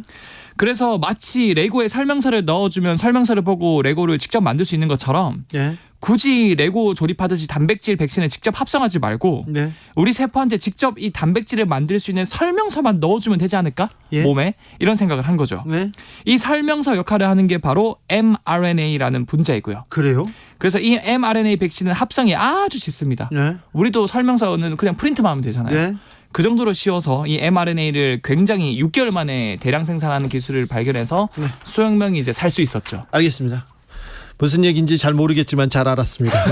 네. mRNA 백신은 뭔지 알았어요. 결국 그냥 굉장히 간단한 백신 개발을 만들었다. 알겠습니다. 이 다른 기술로도 이렇게 또 다른 의학적인 또 좀 의학적인 그 문제로도 이렇게 응용이 가능하지 않습니까? 자, 맞습니다. 네. 다음 수상은요? 이번엔 노벨 물리학상을 누가 받았냐 제가 말씀을 드리자면 네. 사실 최근에 아시안 게임이 끝나지 않았습니까? 네. 그래서 진짜 0.1초 차이로 메달색이 바뀔 정도로 치열한 접전의 종목이 많았는데 네. 국제대회에서 쓰이는 초고속 카메라는 몇 초까지 잡아내는지 혹시 아십니까? 몇 분의 1초까지? 0.01초 차이를 내니까 네. 그거보다 조금 더 들어가는. 맞아. 그럼 하나만 더 추가하면 1000분의 1초까지 잡아낼 수 있다 그래요. 근데 동시에 수영도 그렇고요. 육상에서 동시에 금메달을 따는 경우가 있어요. 맞아요. 1000분의 1초 차이까지 같아서요. 맞아요. 네. 그래서 최근에 이 아시안 게임에서도 이 남자들 110m 결승에서 공동 금메달이 나왔거든요. 아, 그래요. 1000분의 1초까지 쪼개봐도 동시에 들어온 거예요. 네. 근데 사실 이거 10,000분의 1초로 잡아낼 수 있는 기술이 있었으면은 분명히 잡았을 거예요. 10,000분의 1초 차이도 났으니까 머리카락 한 호 정도. 이제 앞으로는 네, 그럴까요? 그래서 그런 기술이 도입된다면 이제 메달색이 바뀔 수도 있겠죠. 네. 근데 아무튼 카메라 기술이 발달해야 하는 이유가 이 세상 만물을 조금 더 정밀하게 슬로우 모션으로 볼 수 있기 때문인데 이번에 노벨 물리학상을 받은 분들이 바로 초당 찍을 수 있는 장면 이걸 프레임이라고 하거든요. 네. 이 프레임이 무려 몇백조 프레임에서 몇 경변 프레임을 찍을 수 있는 기술을 개발해서 노벨상을 받았습니다. 경번까지요? 그러니까 초당 몇 경변을 찍을 수 있는 거죠, 장면을. 아, 그래요? 네. 이거 어디에다 쓰는 거예요? 몇 경변으로 이렇게 쪼개면 뭘 본다는 거예요? 사실 뭐 1초당 얼마나 많이 찍을 수 있냐에 따라서 그 장면을 굉장히 정밀하게 그리고 느리게 볼 수 있는데 네. 초당 몇백 조에서 몇 경변이면은 이제 원자핵 주변을 도는 전자나 빛이 우주에서 제일 빠르지 않습니까? 네. 이 전자나 빛의 움직임을 슬로우 모션으로 볼 수 있대요. 네. 그래서 실제로 이번 노벨 물리학상을 받은 분들은 이 장비를 통해서 원자핵 주변을 도는 전자의 움직임을 관측할 수 있게 되어서 이 공로로 노벨 물리학상을 받았고요. 아, 그래요? 이 전자의 움직임을 관측하는 게 왜 중요하냐면 우리 우주에는 크게 4가지 힘이 있습니다. 중력이랑 양력이랑 강력이랑 전자기력이 있는데요. 유일하게 전자기력만 우리가 컨트롤할 수 있어요. 예. 근데 이 전자기력을 매개하는 입자가 전자인데 네. 이 전자의 움직임을 정밀하게 제어할 수 있게 됐기 때문에 네. 우리의 그런 전자 제품들이 비약적으로 더 효율이 높아질 수 있었던 계기를 마련했다고 볼 수 있는 알겠어요. 거죠. 네. 노벨상 뭐 어떤 기술을 만들고 어떤 연구에서 인류에 기여해서 상을 줬다 이렇게 했는데 또 네. 이렇게 들어보니까 끄덕끄덕하네요. 기사만 보면 모르겠어요. 왜 그쵸. 이런 연구를 왜 40년 동안 했지 막 이런 생각했는데 그러니까 사실 기사에서는 너무 어려운 용어라던가 뭐 아토처, 컨텀다 이런 것만 나오니까 어려운데 제가 예. 좀 알기 쉽게 씹어. 김종근님께서 아우 저희들이요 엑소쌤 최고의 노벨 과학상입니다. 신기하고 흥미로운 과학 얘기 많이 부탁드립니다. 0328님께서 엑소쌤 저희 8살 아들이요 주라이브에서 과학가의 수다 코너 제일 중요하죠. 아, 감사합니다. 엑소쌤 나오면 뭐 환호성 지르고 좋아합니다. 김환희 이름 한번 불러주세요. 아, 크게 될래네 김환희. 환희야 사랑해 노벨상 받을 수 있어. 네 정신 차려야 된다. 정신 차려야 된다. 엑소쌤 말씀 잘 들어야 된다. 내 말보다는 엑소쌤 말 위주로 들어라. 아니 근데 제가 짤막하게 한 말씀 드리자면은 네. 사실 요즘에는 머리에 뭔가 단순히 지식을 많이 쌓는 게 중요한 시대가 아니거든요. 네. 그것보단 본인이 진짜 좋아하고 잘한 것들을 많이 그러니까요. 찾아서 과학을 좋아해요. 좋아요. 이제는 챗GPT가 대답을 내려주는 시대이기 때문에 네. 지식을 많이 넣는 것보다는 그렇죠. 훌륭한 질문을 던진 나이가 영재가 될 수 있어요. 저 과학 선생님한테 꼭 질문했어요. 아, 그걸 꼭 알아야 되냐고. 근데 저희 때는 그거 질문 엉뚱한 거 하면 맞았거든요. 바로 맞았어요. 바로 맞았어요. 여기까지 할까요? 네, 알겠습니다. 네. 5141님 R&D 예산 삭감되면 노벨상이랑 점점 멀어지는 거 아닌가요? 그래서 저는 이게 좀 안타깝습니다. 왜 굳이 과학기술 분야에 R&D를 삭감을 했는지. 그러게요. 네. 자, 이선호 엑소쌤과 과학 공부해봤습니다. 감사합니다. 네, 감사합니다. 교통정보센터 다녀올까요? 정현정 씨. 네, 퇴근길 정체가 쉽게 풀리지 않고 있습니다. 먼저 경부고속도로 서울 상황인데요. 천안 부근은 5차로에 장애물이 떨어져 있어서 미리 차로 변경 필요하겠고요. 안성 부근에서 안성 휴게소까지는 8km가량 정체입니다. 수원 부근에서와 신갈분기점, 더 가서는 판교에서 판교분기점, 양재 부근에서 반포까지 정체 쭉 이어져 있습니다. 반대 부산 쪽으로는 한남에서 서초까지 밀리고요. 신갈분기점 부근에서 수원까지 정체 심합니다. 서울 양양고속도로는 서울 쪽인데요. 덕소3패에서 강일까지 밀리고 있고요. 서해안고속도로 서울 방향은 서평택 분기점에서 팔탄 분기점까지는 10km 가까이 막히고 있습니다. 비봉에서 용담터널까지 밀리고요. 서서울요금소에서 조남 분기점 진출로까지 밀리고 있습니다. 경인고속도로 서울 방향은 서인천에서 부평, 더 가서 신월 부근에서 막히고 있고요. 서인천 부근에서는 작업도 하고 있습니다. 영동고속도로 인천 쪽으로는 동군포 부근 3차로는 고장난 차 서 있으니까 미리 차로 변경 필요하겠습니다. KBS 교통정보센터에서 정현정입니다.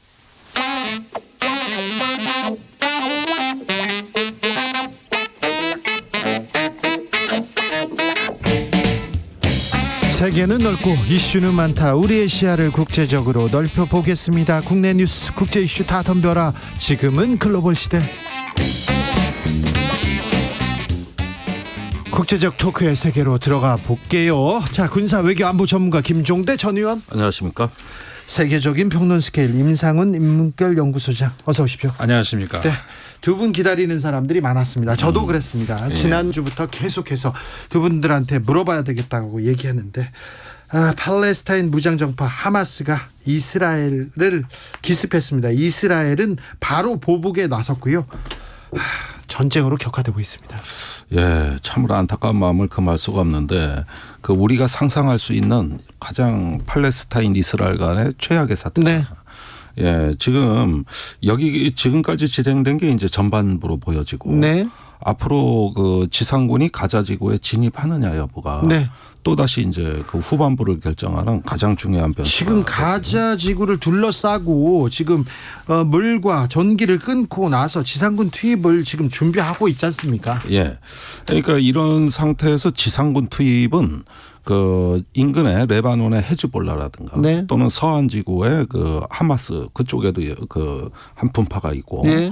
또 더 나가선 이란까지도 그 상당히 영향을 받을 수 있는 중대 사안이고요.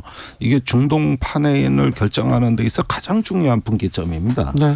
사실은 그 가가지고 뭐 가자 지구를 장악하고 하마스를 이제 뿌리를 뽑으면 될 거 아니냐 이렇게 단순하게 생각할 수 있지만은 사정이 그렇지가 않습니다. 그렇죠. 지금 그 시가전에 대비해 수많은 부비 출입이 설치된 걸로 보여지고 또 이게 그 이스라엘군이 아무리 그 용맹하고 저 능수능란하다고 해도 가자 지구를 완전히 장악하는 건 불가능합니다. 현재 200만이 넘는 인구가 230만 명가량 됩니다. 예. 이 지역에서 군이 완전히 장악을 해가지고 이걸 갖다가 관리하고 통치하는 게 과연 하겠느냐. 점령을 해도 한시적일 수밖에 없거든요. 네. 그러면 그 이후에 이 종결할 수 있는 출구가 막힐 수도 있어요. 지금 이런 면에서 이게 상당히 어떤 어려운 작전이고 이스라엘도 한 번도 겪어보지 못했던 어떤 그 아주 그 굉장히 복잡하고 또 한편으로는 더러운 전쟁이라는 용어도 있어요. 네. 이런 식의 어떤 질곡에도 빠질 수 있기 때문에 더러운 전쟁에 지금 총성은 울렸습니다. 그러니까 이번 사태가 지금까지 그 수십 년 동안에 그 팔레스타인 지역에서 네. 이스라엘과 팔레스타인 사이에 서로 이제 그 공격을 하고 또 응징을 하고 이런 여러 차례 있어 왔는데 지금까지의 어떤 그 양상하고는 완전히 다르죠. 근본적으로 다르게 생각을 해야 되는 것이고 우리가 이제 과거 9.11 사태에 준하는 굉장히 국제 세계사적으로 어떤 전환점이 될 수도 있는 그런 사건이라고 봐야 되고요.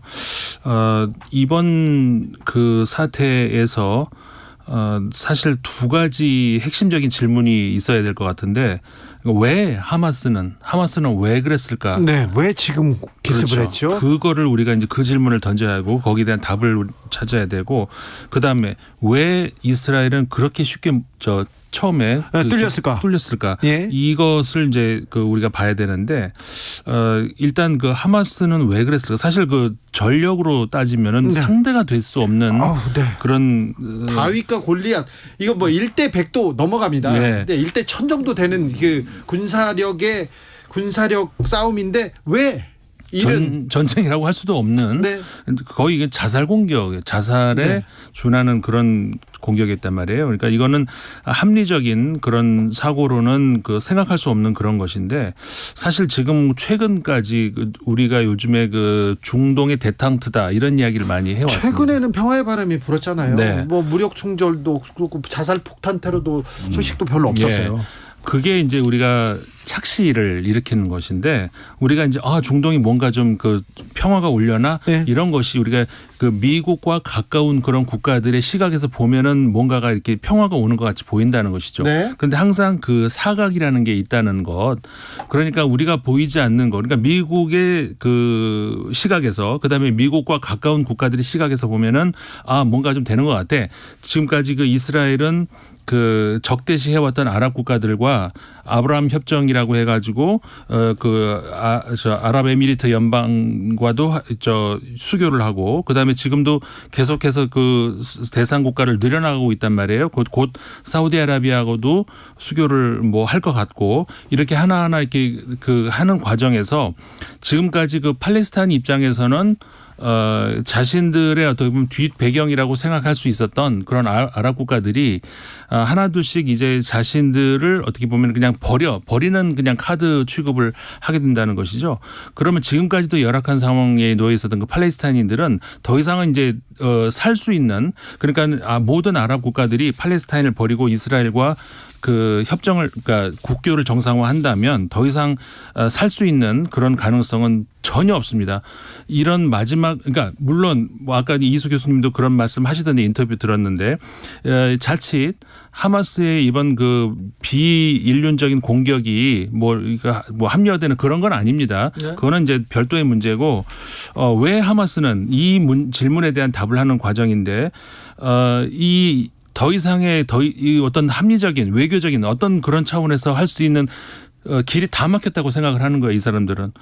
그런데 이런 비합리적인 비인륜적인 이런 그 행위를 저지르니까 국제사회에서 쳐다보잖아요. 이 사람들이 할 수 있는 행동은 그거밖에 없었다고 생각을 합니다. 예, 요 문제에 대해서 그 하버드 대학의 스테판 월트 교수가 포린 팔리시에 바로 기고문이 나왔어요. 그런데 아주 그 분석이 잘 돼 있는데 이스라엘이 지금까지 팔레스타인한테 가했던 것은 세 가지 차원이라는 겁니다. 첫째, 폭력을 가하고, 두 번째, 강제 이주를 시키고, 세 번째는 비인간화. 이렇게 해가지고 이제 그 압박을 해왔는데 사실 이런 문제에 대해 가지고 이번에 아브라함 협정이라고 해서 UAE하고 이제 이스라엘이 그 화해를 하고 이번에 사우디가 이스라엘하고 또 관계 정상화를 하는 이러는 와중에서 팔레스타인 문제에 대해 가지고 어떤 두 개의 국가로는 형식적으로 미 국무부가 브리핑을 하면서 실제적인 노력을 아무것도 하지 않았다. 그렇게 되니까 미국 안에서도 아무런 어떤 의미가 없는 이런 어떤 그 주장에 하마스는 결국은 굴복하고 순응하게 될 것이라는 이게 미국의 판단이었다는 거예요. 네. 반면에 그 팔레스타인에서는 하마스가 아무리 잔혹한 행위를 이스라엘한테 가해도 그것은 저항권의 일부라고 본다는 거죠. 네. 왜냐하면은 그 이스라엘 자체가 이미 팔레스타인에 대한 존재를 부정하고 있고 여러 가지 국제법에 위반되는 행동을 이스라엘이 하기 때문에 정당한 저항권으로 대다수의 팔레스타인들은 인식하고 있다는 거거든요. 이렇게 되면은 이 분쟁에 있어 가지고 사실상 이슬람권 대부분의 나라들조차도 심정적으로 팔레스타인한테 동조하게 돼 있다는 거죠. 그렇게 되면 지금 수교 협상이나 이런 것들은 애시당초 이 문제를 팔레스타인 문제를 건너뛰고 시도하는 것 자체가 넌센스였다는 거예요. 이제 이런 지적들이 나오고 있는 거거든요. 그런데요. 아이언돔 이런 얘기도 있었고 그리고 지상 최고의 정보기관 모사드 이런 얘기도 있고 이스라엘은 다 준비가 돼 있어 이렇게 얘기했었는데 세계 최고의 첩보기관 그리고 세계 최고의 첩보망을 가지고 방어망을 가지고 있었는데 그냥 기습에 그냥 무참히 뚫렸어요. 군사적으로는 어떤 일이 있었어요? 모사드, CIA 다 그런데요. 네. 원래 모사드의 명성은 첨단 기계 정보만이 아니라 인적 휴민트라고 하죠. 네. 인간 첩보가 뛰어나고 공작에 능했던 이런 어떤 화려한 그 전력이 있고 그 속에서 축적된 정보 역량을 가져왔던 겁니다. 그런데 네. 최근으로 올수록 점차 인간 정보보다는 어떤 인공지능이라든가 위성 정보 같은 기계 정보에 의존하는 쪽으로 이렇게 많이 좀 안주하는 경향이 최근에 있었던 것 같고요. 네. 심지어 이스라엘은 인공위성으로 지상의 기관포를 조정할 능력을 갖고 있어요. 그 정도로 어떤 기계적인 면은 더 탁월해졌습니다. 네. 그러나 결국은 어떤 인간을 이해하고 집단의 정서를 통찰해 가지고 이게 상상력을 발휘하는 인간적인 측면에 있어서는 점차 안주하거나 퇴행이 있었다고 보여지는 거고요. 네. 또한 그 미국 역시도 어떤 자기의 기대대로 국제 정세를 이해하려는 관성에 빠지다 보니 이런 점에서 모사드보다도 저는 미국 또한 예측하지 못했다는 게 국제사회에 큰 신호를 주고 있습니다. 네. 그 이제 CIA나 미국의 정보 공동체 실패거든요. 네. 그러면 무기 체계가 이제 또 뒤에 있으니까 어느 정도 실패해도 바로 그 격퇴하거나 억제할 수 있는 거 아니냐 이렇게 생각할 수 있겠습니다만은 아이언돔은 원래 이런 전면전의 효과적인 무기라기보다는 지극히 제한전에서나 효용이 있을 법한 무기고 하마스의 로켓포탄은 수십만 원인데 이거는 요격형 미사일은 수백만 원이에요. 거의 1,000만 원이라고. 그러면 이렇게 5,000발 가까이 몰려오는 거를 다 요격하려면은 이스라엘 국방비는 거덜난다고 봐야 되겠죠. 그 다음에 그 하마스의 그 전법 자체가 대단히 정교하고 복잡해졌습니다. 이번에 동원된 무기만 봐도 박격 포탄, 로켓탄은 당연한 거고 어떤 글라이더에서 낙하산으로 이렇게 그 적지 침투하는 특수 작전도 했고 드론도 사용했고. 거기에다가 이스라엘에 아파치 헬기가 있으니까 그걸 격퇴하기 위한 대공방어 미사일이라든가 또는 대전차 미사일도 준비가 돼 있단 말입니다. 그러니까 이런 면에서 이 하마스가 어느새 무장단체라고 하지만은 상당한 수준의 어떤 장비와 훈련이 수준이 굉장히 높아져서 이번에 지해공 합동작전을 했다. 이게 놀라운 거거든요. 이게 단순한 지상전이 아니라 해상 공중전을 병행했다는 점에서 아주 진화한 능력이 이제 과시가 됐습니다. 결국 왜 아이언돔이 역할을 못했냐는 아주 작은 질문이고 사실 의미 없는 문제가 돼버렸어요. 네. 예, 이거 한국군도 반드시 유념해야 됩니다. 지금 한국형 아이언돔 개발하고 있거든요. 네. 그런데 하마스보다는 북한이 능력이 뛰어나거든요. 지금 하마스하고 북한하고는 군사적으로 비교할 수 없이 북한은 군사적으로 강국이죠. 핵도 가지고 있고요. 예, 포병 전력이 뭐 특히 그래 더 뛰어나. 근데 북한을 압도적으로 힘으로 이렇게 위에 서려면 얼마나 이렇게 그러니까 이 명제가 깨지는 거 아닙니까? 이런 그 말씀 드리는 것이 조금 그 경박한지는 모르겠습니다만은 그 하마스의 이번 그 공격 같은 경우에는 그러니까는 완전히 그 허를 찔렀다는 그런 표현밖에 할 수가 없는데 이제 의원님 지적하신 것처럼 그 아이언돔이라고 우리가 이제 흔히 부르는 그 방어막 같은 거는 진짜 첨단 무기를 방어할 수 있는 그런 굉장히 고가의 그런 무기인데 전체 이스라엘 통제할 수 있는 것이 몇십 대 안 되거든요. 근데 반면에 이번에 그 몇십만 원짜리 로켓을 5천 발을 쐈다는 거 아닙니까? 그걸 어떻게 그 고가 장비 몇십 개로 그걸 막습니까? 못 막아요. 그러니까는 그런 그 아주 작은 공격을 하는 데 있어서 그걸 또 좀 여러 발 뭐 수천 발을 쏘는 데 있어서 막을 수 있는 그런 게 아니고 근데 이런 것들은 어떤 기술적인 그런 문제이고 그것보다 심각한 그 문제가 더 있을 수 있는 것이 사실 그러니까 아까 제가 했던 그 두 번째 질문 왜 이스라엘은 쉽게 이렇게 물론 초반에 이제 경우입니다만 무너졌는가 이 질문에서 이 이스라엘의 국내 정치를 좀 봐야 되거든요. 네. 이스라엘의 현재 그 총리가 베냐민 네타냐후 총리인데 이스라엘 전체 총리 가운데에서 가장 집권 기간이 긴 총리입니다. 다시 또 총리가 됐어요. 네. 그렇죠. 직업이 총리예요. 벤구리온 그러니까 이스라엘 건국의 아버지라고 불리우는 그 일대 총리보다 더 훨씬 지금 길어졌단 말이에요. 네. 그런데 얼마나 훌륭해서 길어졌느냐 사실 그거는 뭐 저는 솔직히 개인적인 생각인지 모르겠습니다만은 전혀 그렇지가 않고 그 우리가 흔히 그 파타라고 부르죠. 그러니까는 그 서한 지구를 장악하고 있는 팔레스타인의 정파 거기는 굉장히 온건함에도 불구하고 왜 실패했느냐 부패로 무너졌다라고 할 수가 있는데 사실 네타냐후 총리 부패로 따지면 거기에 뭐 지금 부패로 굉장히 위기에 놓여 있습니다. 그렇죠. 그래서 이제 사실 사법 위기, 사법 처리가 될 수밖에 없는 그런 상황인데 다만 지금 총리이기 때문에 못 하고 있는 거거든요. 그런데 그런 상황에서 그 네타냐후 총리는 지금까지 어떻게 오래 버텼느냐 계속 팔레스타인만 때리면 되는 거예요. 네. 조금 위기에 몰린다. 팔레스타인 때려. 그러면 국민 지지 올라가요. 또 그 집권한 다음에 몰린다. 팔레스타인 또 때려요. 이게 가장 나쁜 정치 아닙니까? 지금 네타냐후 총리가 사법부를 장악하려다가 그리고 부패 혐의로 굉장히 정치적으로 고립되자마자 또 무력 충돌이 어떻게 우연찮게 또 열렸어요. 네. 이런 식으로. 거기서 조금 정확히 이해해야 되는 게 이게 국내 언론에 설명이 안 된 부분인데 왜 사법부를 무력화했느냐. 요르단 그 서안의 팔레스타인의 그 팔레스타인 개인의 소유 토지가 있어요. 여기에 지금 정착촌을 막 밀어넣고 있는 거거든요. 예.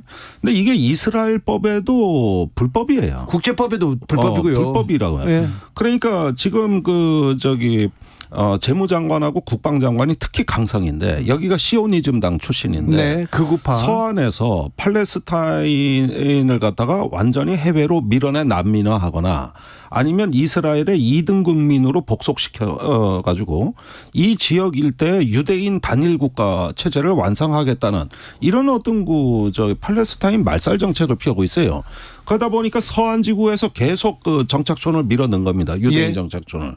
근데 이게 법원으로 가면 안 되는 거예요. 그렇죠. 이게 사법제도를 무력화한 첫 번째 동기가 되는 거예요. 그래서 법원을 장악해야 되는 거잖아요. 예. 그래서 사법부 무력화가 시작이 된 거고. 네타냐후 총리가 96년에 처음 집권한 이후에 16년간 총리로 재임했습니다. 그런데 지금 가장 정치적으로 위기입니다. 예. 그래서 가장 큰 정치적 충돌이 무력 충돌이 있었던 거고요. 그렇죠. 그러니까 지금 아까 말씀드린 거 연장해서 이제 말씀을 드리자면은 지금 리쿠드당, 그러니까 네타냐후 총리의 당 그 혼자로는 집권이 안 되고 지금 말씀하신 것처럼 샤스당, 그러니까는 극우당 그 정파와 이렇게 근데 전 세계적으로 말이죠. 지금 미국도 비슷한 양상인데 그 소수의 극단주의 세력이 그 양대가 비등비등하게 지금 이스라엘 같은 경우도 여야가 비슷한 그런 상황이거든요. 거기서 극단주의 세력이 어느 한쪽에 힘을 실어주면 그쪽이 이기는 거예요. 캐스팅 보트를. 그렇죠. 그런데 그런 상황에서 지금 연정이 만약에 붕괴된다. 그러면 네타냐후 총리는 사법 처리를 받을 수밖에 없는 그런 입장이거든요. 그러니까 네타냐후 총리는 굉장히 지금 불안한 상태예요. 이건 극단적으로 이렇게 그냥 보는 건데 감옥 가는 것보다는 전쟁 일으키는 게 낫다 이렇게 그 지지자들은 얘기해요. 그렇죠. 네타냐후 총리는 지금 전쟁이 시작되면은 당연히 지지율이 오르겠죠. 그러면 연정도 지속이 되고 그러면 감옥 안 가겠죠. 그런데 만약에 연정이 깨진다 그러면 감옥 가게 생겼어요. 이 사람은. 그렇기 때문에 이 약점을 알고 있는 샤스당, 그러니까는 그 연정 내부의 극우파 정당들이 자기들이 하고 싶은 대로 다 하는 거예요. 내가 하고 싶은 대로 만약에 네타냐후 총리가 말을 안 들어. 그래? 그럼 연정 못 깨거든요. 네타냐후 총리는 절대 못 깨요, 연정을. 그러니까는 이 안에서 극단주의 세력들이 자기 하고 싶은 대로 하는 거예요. 그렇기 때문에 아까 사법부 무력화 같은 경우도 이스라엘 절대 다수의 국민들이 말도 안 된다라고 하는데 심지어 아까 우리 모사드 이런 정보기관들마저도 이건 안 된다. 총리한테 총리님 이건 안 됩니다. 나는 지금 이스라엘의 국방에 절대 다수 힘을 차지하는 것이 예비군 아닙니까? 네. 현역군은 18만 명이지만 예비군은 46만 명 7만 될 거예요. 그 예비군들이 훈련을 거부할 정도로 반발에 지금 있거든. 그 상태에서 이 정보기관들도 우리도 이거는 총리님 말을 못 듣습니다라고 지금 국가적인 대혼란에 빠지고 있는 상황이에요. 그 상황에서 지금 전쟁 같은 상황이 벌어졌지 않습니까? 네타냐후 총리는 하마스와의 전쟁하겠다. 중동을 아예 바꾸겠다. 이제 이건 시작에 불과하다고 합니다. 자, 탱크 장갑차로 지금 가자 지구를 다 에워싸고 지상군 진입 임박했습니다. 앞으로 어떻게 되는 겁니까? 그런데 이렇게 되면은 사우디하고의 관계 정상화는 물 건너간다고 봐야 되겠고. 사우디는 팔레스타인을 지지하겠다는 얘기를 아바스 팔레스타인 수반에게 얘기했습니다. 예, 그다음에 이란에도 이제 악영향을 줄 거거든요. 네. 그럼 여기서 사실은 네타냐후도 딜레마에 처한 거예요. 이게 팔레스타인에 대해 가지고 전쟁을 불사하게 되면은 중동에 대한 그림이 무너지고 그렇다고 해서 아브라함 협정에 이어 이번에 사우디하고도 이제 관계 정상화를 제대로 하려면은 팔레스타인 문제를 해결해야 되는 이 중간에 끼어버린 것이죠. 그런데 이제 네타냐후 본인은 외신상으로 보면은 전쟁에는 신중한 사람이라 그래요. 그런데 말씀하신 대로 극단주의 시오니즘 당에서 계속 그걸 갖다가 이제 연정을 통해 가지고 압박을 가하면은 어찌 될지 모르겠다는 거거든요. 그러니까 지금의 이 가자지구로 지상군 진입하는 문제가 사실 진입할 걸로 다들 보시지만 정말 어려운 결정입니다. 그래도 진입할 것 같아요. 예. 그런데 이렇게 되면은 우선적으로 미국하고 협의가 돼서 이 이란 문제라든가 주변에 대한 어떤 미국은 반대하지 않는다면서요. 핵 항모도 보냈고. 그 핵 항모는 이 확전을 예방하기 위한 다분히 이란을 의식한 조치입니다. 이 미국은 절대 지상군을 파병하지 않아요. 예? 그래서 이런 어떤 주변에서 확정 가능성을 고려하지 않고 지상군을 투입할 경우에 대단히 위험한 상황이 올 수 있거든요. 자, 그런데요. 이 우크라이나 전쟁은 어떻게 돼요? 전쟁이 지금 양쪽에서 크게 이렇게 나면은. 아니 그러니까 이번에 백악관에서도 뭐 우크라이나 전쟁 이스라엘 지원을 아예 패키지 예산으로 한꺼번에 통과시키자는 새로운 제안이 나오고 있습니다. 그러니까 이런 양상으로 봤을 때 일단 미국의 전략에 있어서 문제는 우크라이나 전쟁도 문제고 이제 중동에서 발을 빼려던 미국이 다시 중동에 발목이 잡히게 되는 거거든요. 그러면 중국이 기회의 창문을 연다.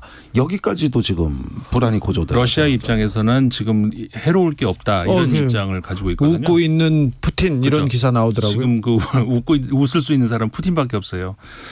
우크라이나에서 지금 어떻게 해야 되나라고 몰리고 있는 이런 상황에서 지금 서방 국가들이 그 우크라이나에서 좀 온통 그 시선이 전부 저쪽으로 다 좀 뺏겼단 말이에요. 예. 우크라이나 입장에서는 지금 큰일 날 발등에 지금 불 떨어지는 상황이 온 것이고 네. 푸틴 대통령 입장에서는 아 이거 괜찮은 그 옵션이구나라고 생각할 수 있는 그렇게 가고 있다는 것이죠. 전쟁의 시대에 돌입했나. 평화는 뭔가 계속해서 고민하게 됩니다. 김종대, 임상훈 두 분 감사합니다. 감사합니다. 02로 전화 오면요 주진우 라이브 외쳐야 돼요. 두 분요. 알겠습니다. 네. 예, 조사기간 알겠습니다. 네. 알겠죠? 네. 예. 자, 사업장 폐기물 처리 올바른 방법으로 하고 계신가요? 2023년 10월 1일부터